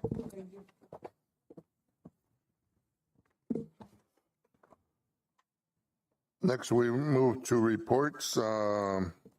Legal interpretation of city charter as it relates to authority and duties of mayor and council, specifically Chapter 3, Section 1, 3, 4, and 5. Councilman Gradillas and Bonillas. Mayor, I requested to put this on the agenda, and I was emailed back saying that it's black and white, and I still requested that we put it on the record, because I've asked this before, and I think even though we all think we know it, a legal opinion would be best, and make sure we're all on the same page. I think there's some misconceptions as to what authorities each and every one of us has. And I think the most authority comes as a whole and not as an individual, regardless whether you're a councilman or the mayor. So if legal can interpret that for us and get it on the record. Sure. Go ahead. Mayor and council, I think we start off with actually Section 1 of that article, which creates or which defines the governance here as a council manager form of government. And that's an important starting place, because it divides the authority or responsibility between the council, which makes policy and legislative decisions and budget and things like that, and the administrative side, which is city manager and staff, which execute on those policy decisions. And sort of jumping ahead a little bit, to in the charter, and I added a few sections that in Chapter 8, Section 7, it talks about the powers and duties of the city manager, and it says that the mayor or city council and its members shall deal with the administrative service solely through the city manager, and neither the mayor nor the city council nor any member thereof shall give orders to subordinates of the city. Any member of the council, including the mayor, violating the provisions or offering may be sanctioned. So again, the charter is very clear that there is a council manager form of government, and that the manager and below is responsible for the execution, the administration of the council's policy decisions. When it comes to the mayor and the council, when it comes to legislative type acts or policy type acts, the mayor is a member of the council, 1 of 7 votes. The mayor is the chairman of the council, so that means he or she runs the meeting, but has all of the ability to make motions and seconds and things like that. The mayor is recognized as head of the government for ceremonial purposes, and in the event of martial law which hopefully will never happen, but he would serve as the head of government during that time period when there's an emergency declaration. Actually, and the charter uses the term martial law, but I don't think it means that. I think it means there's an emergency declaration, and it allows the mayor to make decisions, and the state statutes also allow this, that the mayor can make decisions on behalf of the city, but they have to be essentially ratified by the council within, I think, 48 hours. So if there's an emergency going on, COVID being the most recent one, the mayor can make certain decisions that normally would be a council decision, like a purchasing decision, but it has to, but those are usually emergency type purchases, and then the council would have to ratify it after the fact. But it also says that the mayor has no regular administrative duties. Section 4 is the vice mayor, which is simply if the mayor's not able to do something, whether it's run the meeting or something else, then the vice mayor acts as the mayor during those time periods.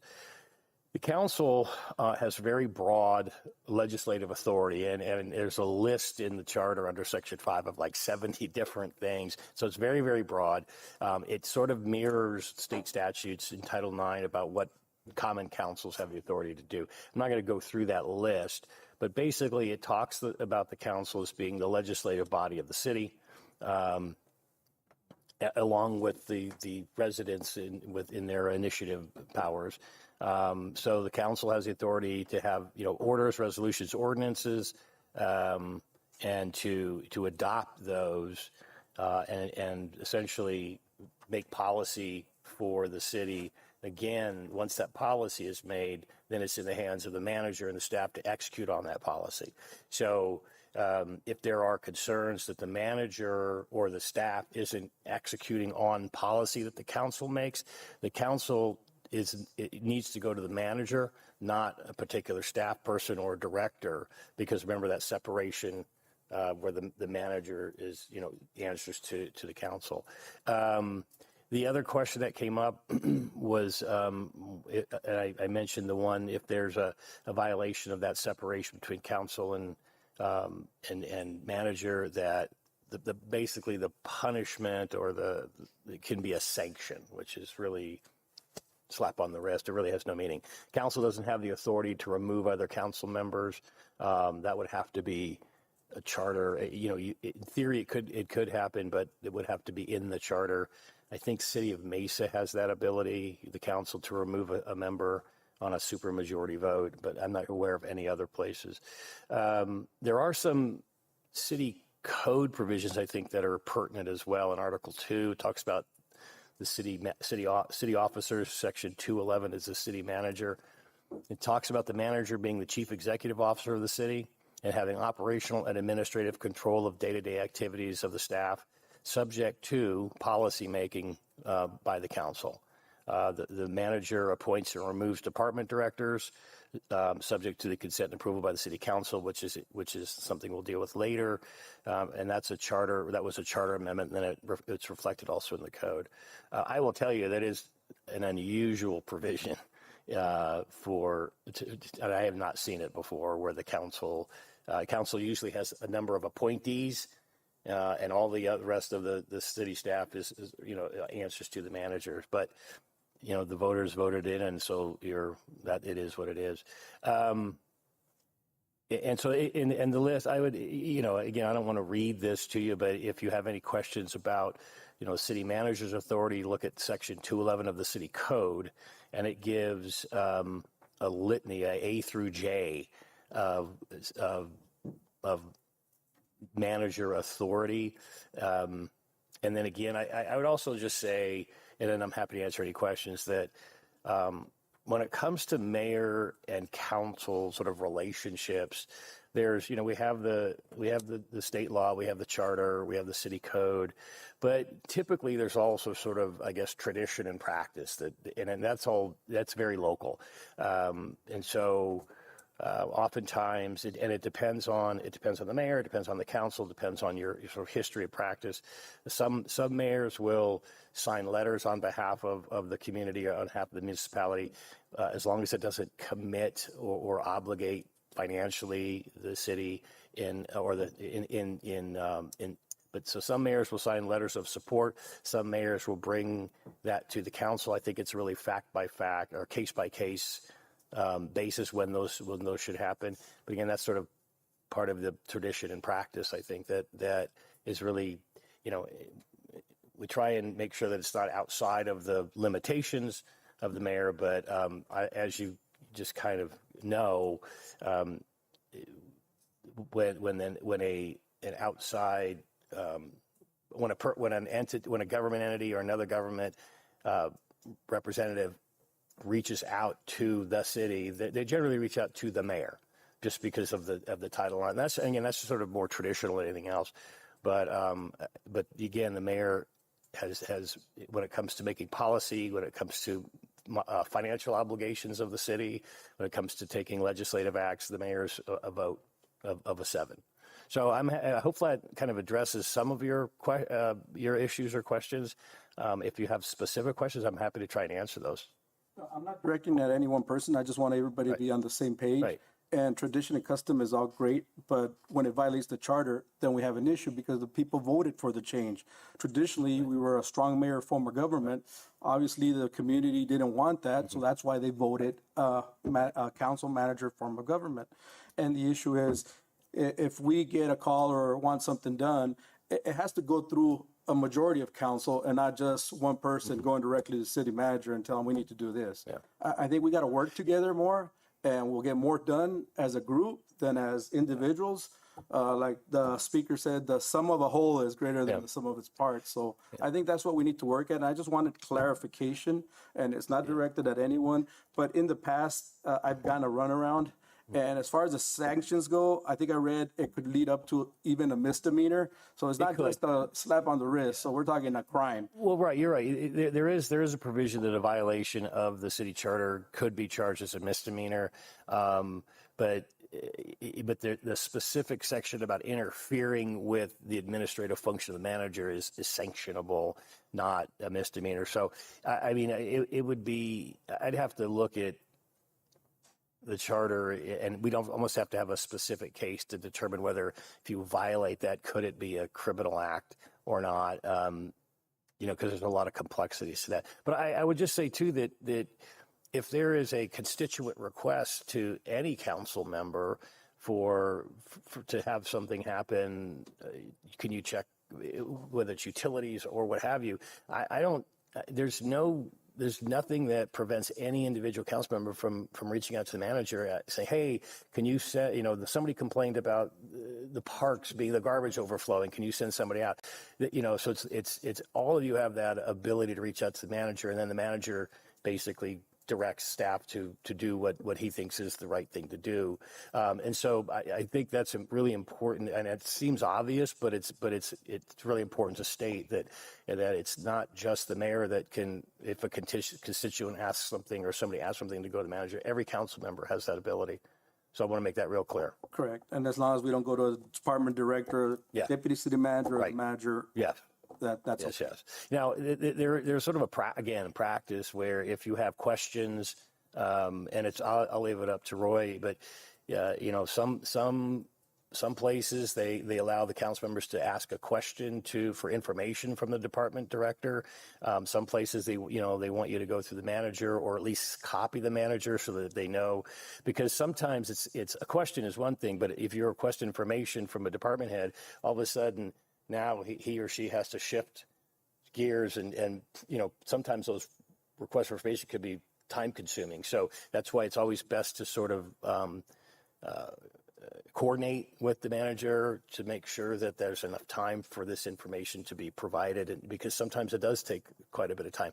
So I always say, it's up to the manager to decide whether it's okay with him to allow you to make information requests to department heads, but regardless, it's always best to coordinate, even if he's okay with that.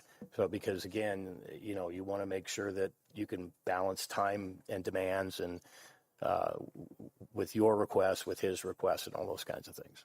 Thank you. That's a very good explanation. Councilman Doyle? Yeah, I have a specific question, and it probably has to do more with policy that we set as a whole, as a council. And so, it might affect the everyday performance or management of the city manager. But once we set it as a council, then it becomes more of a provision that we're putting in place. And then In other words, we have a say over the city manager's performance, or how he give him, in other words, direction. Example, if we feel he's maybe kind of having more control of the expense items that he normally deals with on a daily basis, and we want to have some of, to a certain degree, those expense items be approved by the council. It's something the council can again, first of all, put it on the agenda, and if the council approves the change, then the city manager abides by the new provision. That's my question. Right. Well, if I understand, typically what the council does is give the manager some expenditure authority up to, and the manager, like for contracts and expenditures, and the manager has the authority then to execute or enter into the contracts on behalf of the city up to that expenditure amount. And if there are other expenditures that exceed that amount, then it would go to council for approval. So let's say, do you have an expenditure limit or? No, I don't. Actually, my responsibility is to make operational decisions, financial operational decisions within the ceiling of my budget.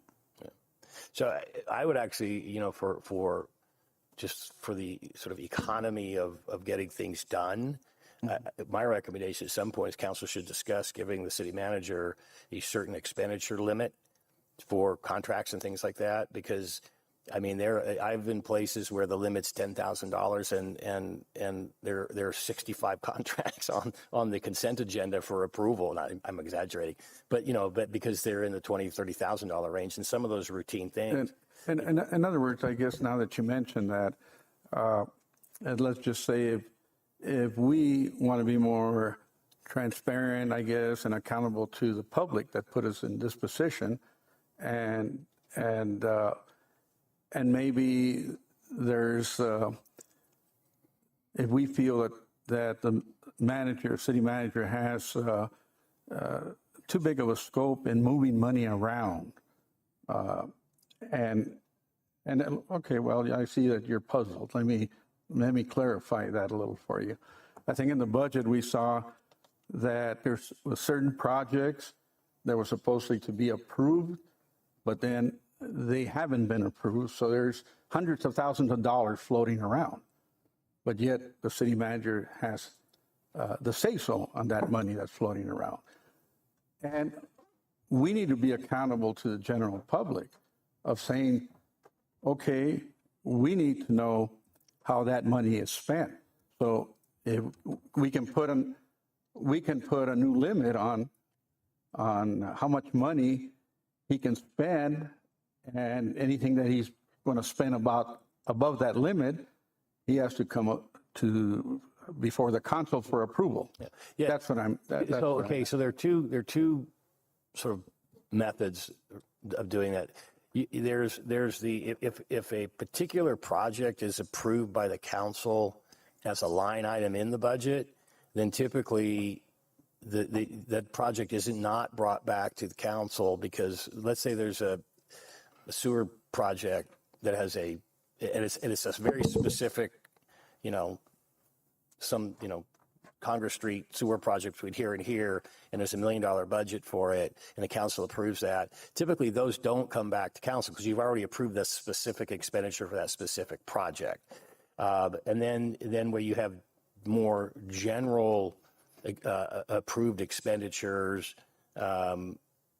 for contracts and things, then normally, the council can set an expenditure limit where the manager has authority up to a certain amount, and then above that, you bring the contract to the council for approval. But again, I would recommend that if you're going to do that limit, that you make it relatively high, because you don't want to be bogged down by a bunch of $40,000 contracts. I mean, there's a lot there's a lot of things that would have to get approved. Again, that's your personal opinion. Yeah, that's my recommendation. But at the same time, it happens where managers have expenditure authority that the council can request reports every month of all the contracts within that, all the expenditures within that authority that we're given.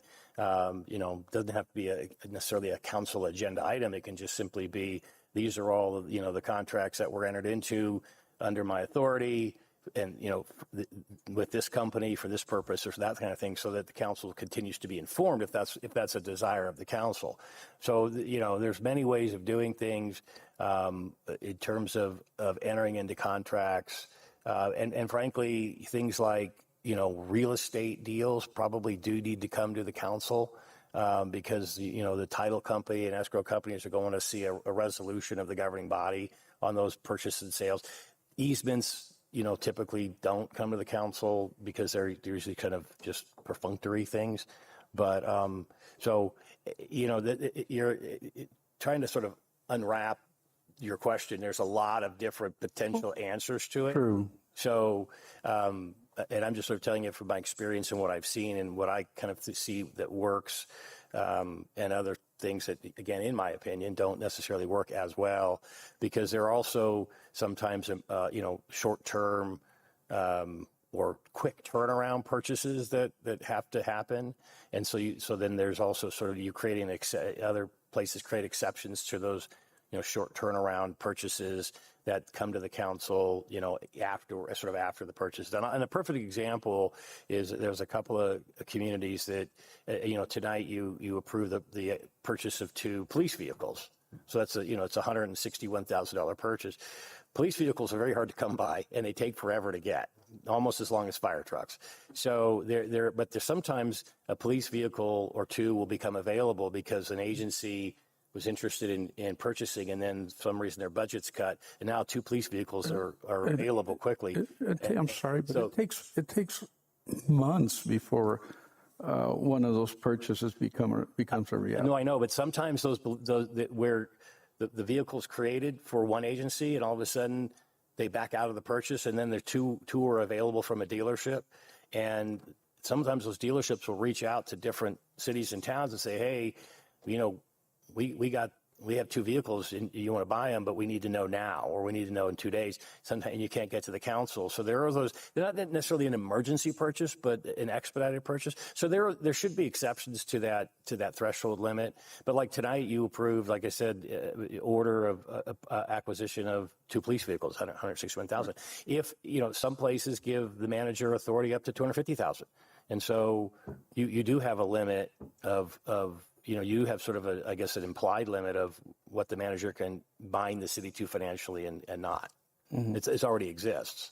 Well, I'm talking more about a safeguard as watchdogs here in this council for the money that's spent, In other words, we want to make sure that there's they're gone. No more red flags or areas where there might be a question mark. Again, it's now, you're not here in town on a daily basis, so you don't hear the remarks that are going out there in public about making sure that the people that are elected to their positions are keeping an eye on how the money is spent. That's the taxpayers' money. And so that's why I'm asking this, because I want to make sure that we as a council are bringing that up, and we're concerned, and we want to make sure that we can set the right legislative action or provisions so that we can work with our city manager, but at the same time, let the general public or our constituents, the people that depend on us, know that we are being accountable, we're being transparent, and we're watching how their money is spent. Basically, that's where this that's why I was asking, considering, so that in case a councilman wants to come out with good policy written well, that'll cover us all. Well, great. Then now we know that we can place it on the agenda. And as long as the council approves it, well, it should be okay with the way we give direction to our city manager. Mr. Mayor, So every purchase, even though it's approved as a line item purchase or in our budget, anything over $100,000, I will bring into council, which is, perfect example is the cars, which was $161,000, and the tasers, which was $229,000. Even though those were approved in our budget, I still brought it back for council approval. And so that's where we're at. Yes, and I'm referring to funds that aren't actually on purchase items at the moment, but that money was maybe earmarked for a project, and then it wasn't spent on that project, and it's floating around. And now it's a concern where that money goes, because this last time it wasn't reported. Those monies were already budgeted, Mr. Doyle. But they you they're not being you reported cannot the way assume, that. Well, that's something the council decides on, Mayor. I know. That's what I'm referring to. I know, Mr. We have that authority. Thank you. Vice Mayor. On purchases like vehicles, those are purchased through the state contract, right? So there's no bidding. But for other items like capital expenses, high dollar items, those go through a bidding process, right?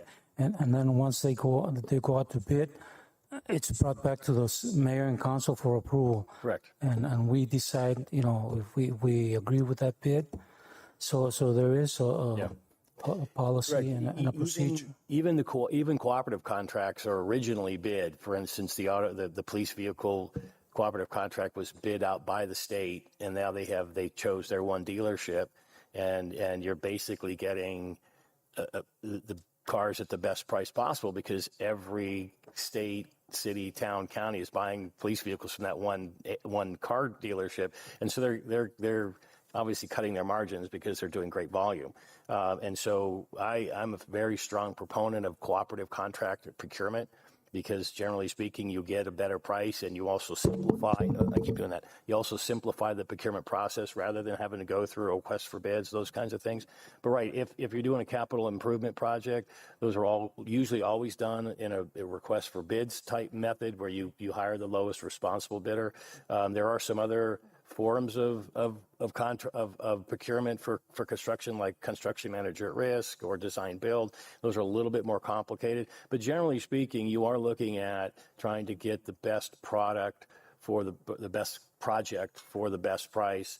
And so, but those all come to council and allow you to vet the project to determine whether it's, you still want to do it even though it's been budgeted, let's say.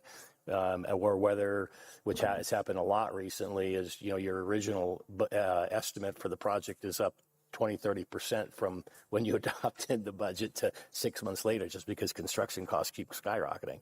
And so those are decisions that the council could make, get essentially twice. You budget for it, you appropriate the money, and then once you're ready to enter into the contract, you get a second sort of chance to determine, is this something we really want to do? And I would just say that the moving, it's very common, again, in my experience, that cities and towns rarely spend their whole budget. I mean, it's because, especially on capital projects, because sometimes there's just not enough staff to get those done, or there's not enough contractors out there to get it done. And so there's typically, like here, where we heard there's this carryover money. But moving money from one line to another does require, and you'll see, and I think you get these kind of, it's a council action that moves money around. So, and I would suggest that, if there's concerns, and like we heard earlier, there's an audit every year on expenditures, things like that. So, and so I kind of think it is fairly transparent. It's complicated. Municipal finance and budgeting is a very complicated thing, but I kind of see it as generally pretty transparent. If, it's not easy to understand, though. Anybody else? Mike, please. I can't right now use my phone. I don't have a lot of battery, but I know there has to be a policy on the debt ceiling here. I mean, there has to be, what is it? I think it's $100,000 or something, but there's a policy in place already. So with that in mind, if we want to change it, Mr. O wants to change it or propose, he puts it on the agenda to change it. And then, if he's got the 4 votes, he changes it. It's that simple. Yeah. It's a council policy. You have to determine, raise it, lower it, I leave it. can't find the policy, but I'm sure there's one already on the amount that it can exceed. Any other questions, Mr. Gradius or Bonillas? So we'll move to another item B. Update from the city attorney on the deposition of civil and criminal enforcement cases regarding delinquent business license and surge accounts that were filed before taking over, and any that have been filed since. Both Mr. Gradius and Bonillas. I requested this also just to get an update. I think Mr. Palladini explained part of it, one of our meetings, but when our civil attorney was in-house, she was filing these motions or lawsuits in Superior Court, I think, and it's revenue. My concern is, are we still going after this lost revenue, or what are we doing with these cases? So, Mayor and Council, we have 15 delinquent business license, water and sewer account cases, if you will. Of those, 3 are sewer related and 12 are business license related. Of the 12 business license related, a number of them have been. There are no pending cases in business licenses. Most of them have been closed or dismissed. There's I think one. Currently, the finance department is sending out notices that they are delinquent, and if it gets to the point where they don't pay for the business license, then it would come to us to file, and typically it would be in like small claims court or justice court because they're under $10,000. Some of them are $200 or $400. We had 2 cases that came to us since we took over, and they were given a sort of a demand letter, and they both paid up. So those are no longer pending. Those were 2 sewer, I believe. Those were 2. I think those are 2, either sewer or I can't remember off the top of my head. But those 2 paid up. There is some confusion, I think, that we cleared up that if for utilities, if it's a landlord-tenant relationship and it's you can only go after, for instance, the finance department is really good about filing liens against homeowners who don't pay their bills, because sometimes that is really the only way you're going to collect liens against the property. But you can't. But if it's a tenant, you can't file a lien against the property. State law prohibits it. So you have to go after them individually, chase them down. We just talked about one today where the account holder moved to San Diego. So some points where you kind of have to cut your losses on those. But there are no pending cases right now. Most of the business license cases have, as Gene was mentioning, have either are no longer in business or have made their business license current. There's one that was rejected because they haven't passed some building inspection issues. There's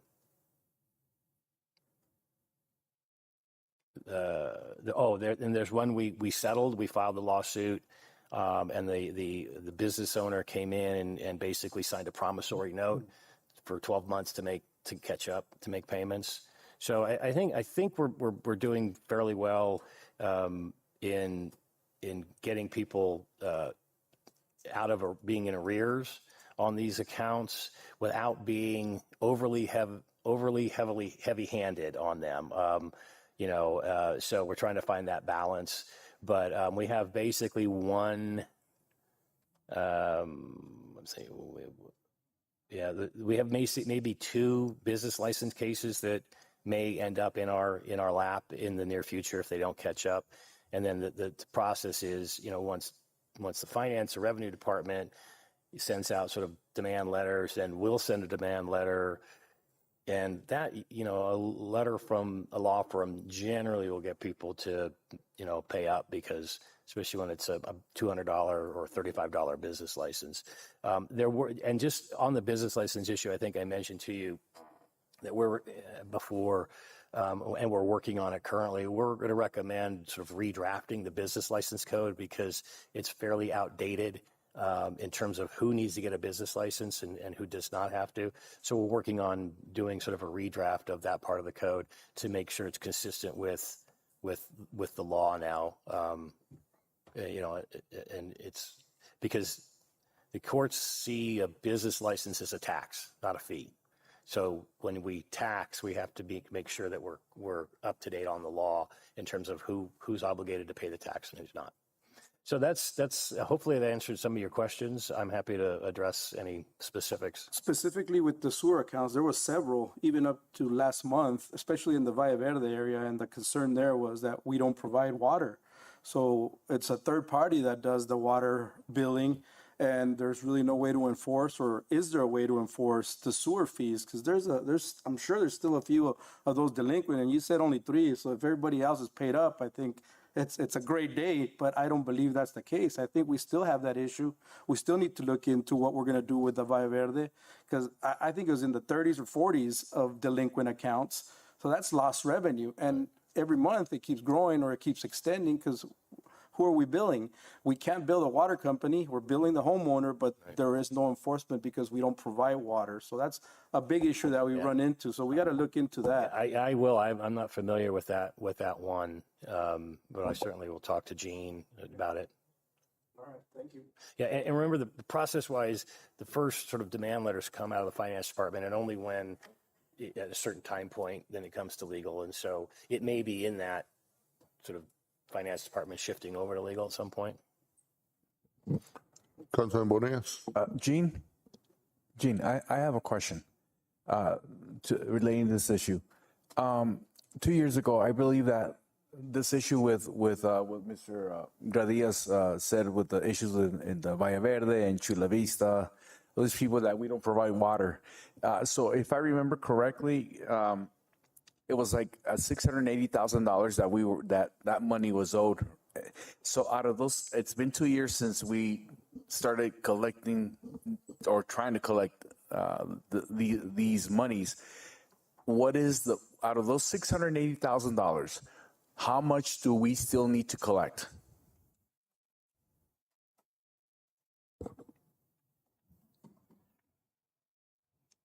Mayor and council members, yes, when we sent out those letters about 2 years ago, it was close to $700,000. The report I just sent to Mr. Bermudez, we're down to about $260,000. A lot of them are very small accounts. They may only be 2 or 3 months behind, and then they catch up, and then they get behind. And so we deal on the finance side. We don't want to have the attorneys have to deal with ones like that. We have quite a few that we do that with every month. The bigger ones that were of concern, most of them have gone to legal and they've settled. They've done the promissory notes where they're paying us monthly. We don't have very many huge ones any longer. It's just a whole lot of little ones that are bouncing back and forth. But we have reduced quite a bit of what the original amount was when I started and we sent out the first letters. You said 260,000? I believe it's around 260,000. Okay, so this 260,000, you're saying that there, I know for a fact because we discussed it already with mayor and council. So these are a bunch of little accounts like 300, 400. But there's a few that may be close to $2,000, but those are the businesses that it costs a little bit more for them. But they're ones that we're trying to work with, not trying to be strong-handed. We're trying to help them along. And if we can't, or if they're not responding to us, that is when we step in and we ask legal.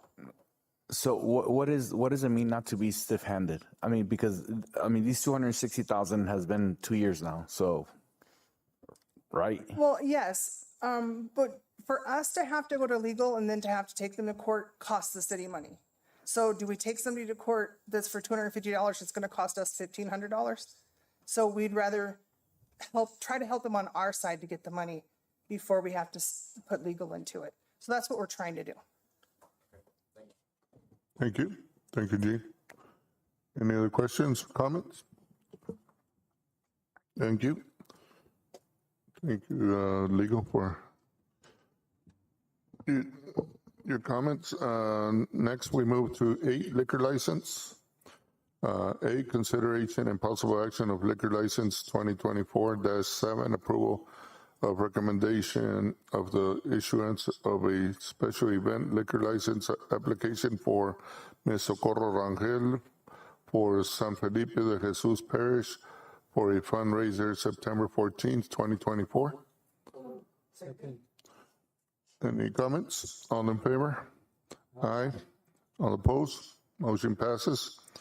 B, consideration and possible action of liquor license 2024-8, approval and recommendation of the insurance of a special event liquor license application for Ms. Mercedes Espinosa for San Felipe de Jesus Parish for a fundraiser October 19th and 20th, 2024.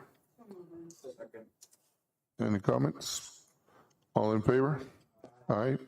All opposed? Motion passes.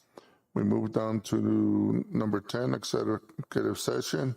1, legal advice, discussion, and consideration of employment, assignment, appointment, promotion, demotion, dismissal, salary, disciplining, and resignation of a public officer, appointee, or employee of a public body, except that with the exception of a salary discussion, an officer, appointee, or employee may demand that the discussion or consideration occur in a public meeting. ARS 38-431-03, appointment of C.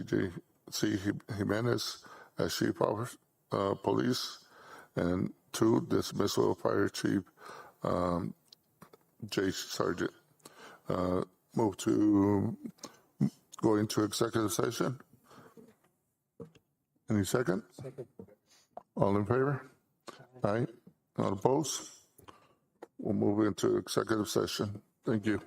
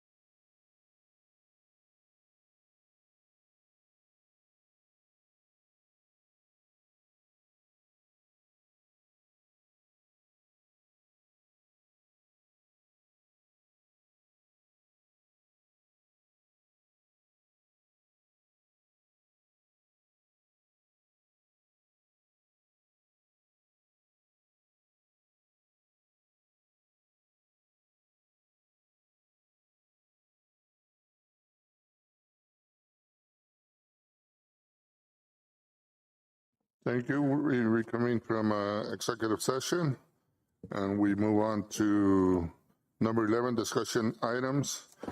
A, discussion and possible action, mayor and council, ratification of the dismissal of Fire Chief Jeffrey Sargent. Do I have a motion?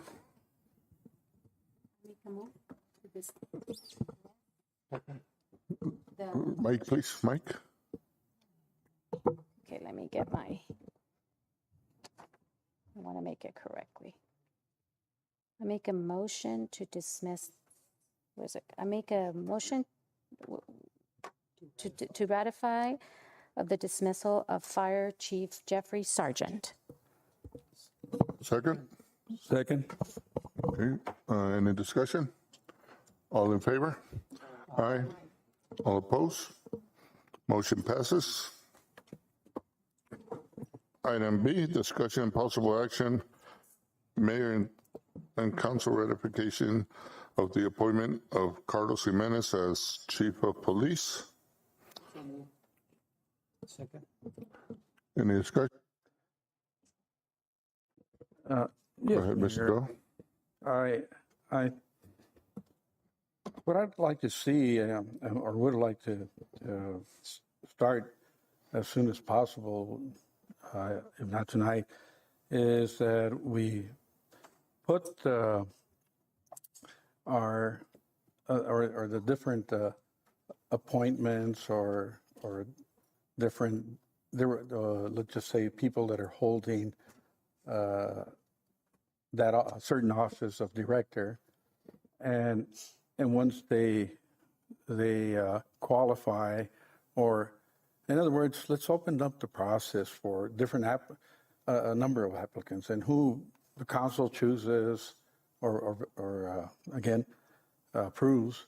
Well, that's fine, but I think I just think that, and I've seen our city manager's point of view, which makes sense to a certain degree, and the reason that I would agree with this support is that he has personal knowledge of that department when he was former chief, but I still would have liked to have seen, just in respect of the process, that Mr.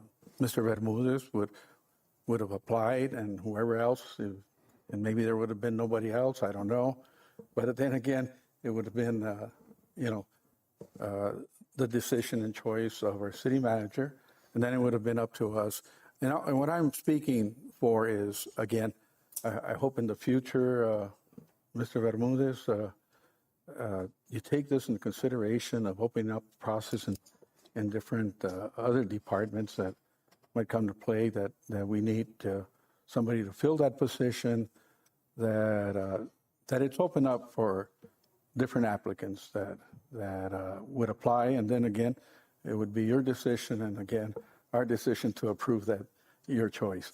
That's the only thing that I have to say, that out of respect for the process, I think the sooner we follow it, the sooner we start going by that process, I think it'll give that peace to our community or the voters or our constituents that we're on the right track of following processes that should be in place. And that's all I have to say. Okay, thank you. Councilman Gradius. City manager, just to get on the record and verify, Mr. Jimenez meets all minimum requirements for said position, to include education? Yes, he does. Thank you. Okay, thank you. Go ahead, Councilwoman Montiel. Yeah, and just to echo a little bit about the comments that Mr. Doyle said, is that, I'm glad that opportunities are given to employees of the city of Nogales. I am very aware of how difficult it is to get a degree, a BA, much more a master's. Some of us here have it, some of us don't. Regardless, we know that it's rigorous. We know it costs money. It takes dedication. I hope that with this decision that you have recommended, Mr. Bermudez, to the council, is that you set a precedence that in the future, all employees of the city of Nogales are afforded this opportunity for professional growth. And that if there's people in the inside in the city of Nogales that have or are working, like you like to use that word, professional growth, that want to go up in the ladder, if you will, and have an opportunity to be a director, be a fire chief, be a police chief, that it's afforded to every employee.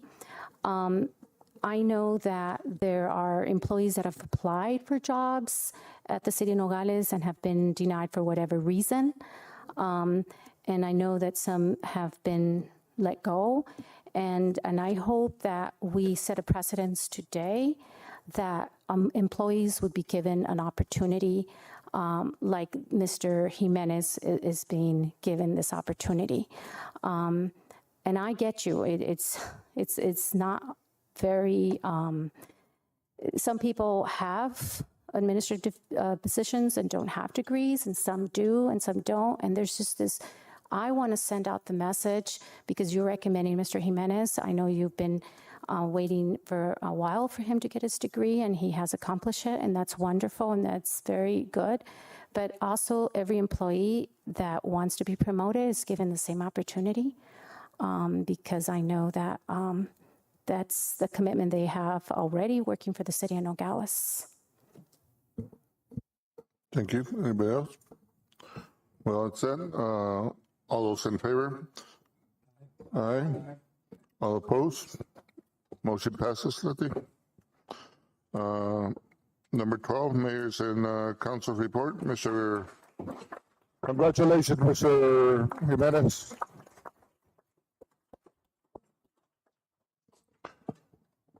Mr. Bonillas, any report? I got nothing to report, Mayor. Mr. Doyle? I'll call it so that it'll be a short night. We'll save it for the next time. Thank you. Thank you. Mr. Lopez? We're working for the Fiestas Patrias event that is going to be at the Nogales High School, September 14th, and for the event at the Absons at Palo Duro, October the 12th. That's all. Thank you. Mr. Gradias?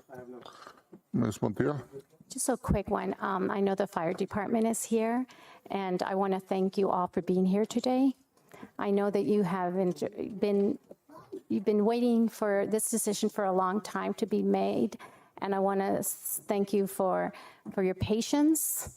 I know that you have stuck it out, if that's the right word to use, and I commend you and all of you, all the fire department. I visited you quite a bit. I've engaged in some of the activities that you have held, and I really commend the fact that your team, Omar, you being the president of the union, thank you, all of you, for doing the great job that you've been doing, and just the patience that you have. On behalf of myself, thank you very much.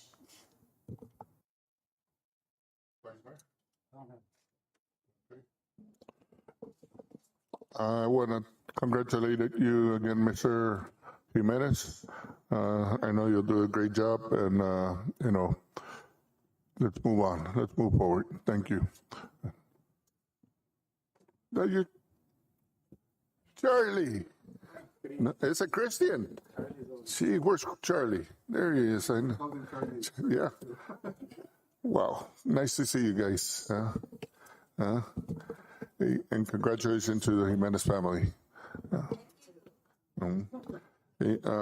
Basically, for me, it was a rough month of July. Spent a lot of time in the hospital, but I'm doing better.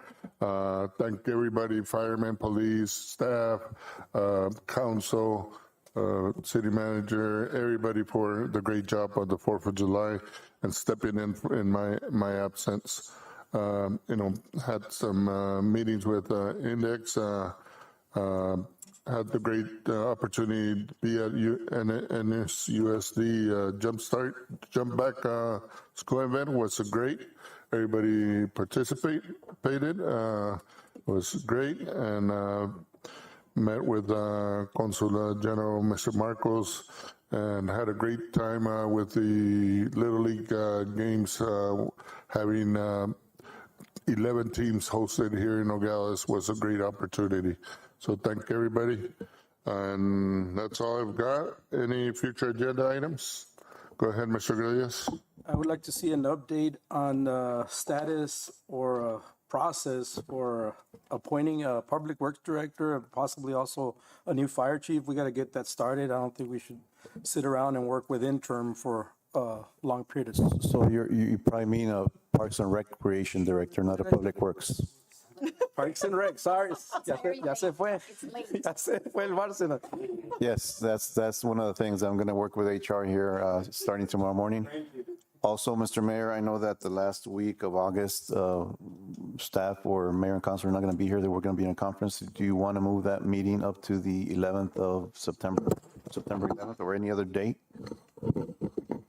Since that week we're going to be out. We will be out, so the September meeting, we will move it out to the 11th, because basically all council and city manager will be out the last Friday, actually the whole week of August, so we won't have time to do the agenda and all that. So September meeting, go ahead, move it to September 11th. Yes, thank you. Thank you for reminding me that, Mr. Bermudez. Anything else? Yes, and Mr. Reyes, I know I talked earlier with Mr. Bermudez, and both Parks and Rec and Fire Chief will be a priority. All right, thank you. With that said, I move to adjourn this meeting. Second. All in favor? All right.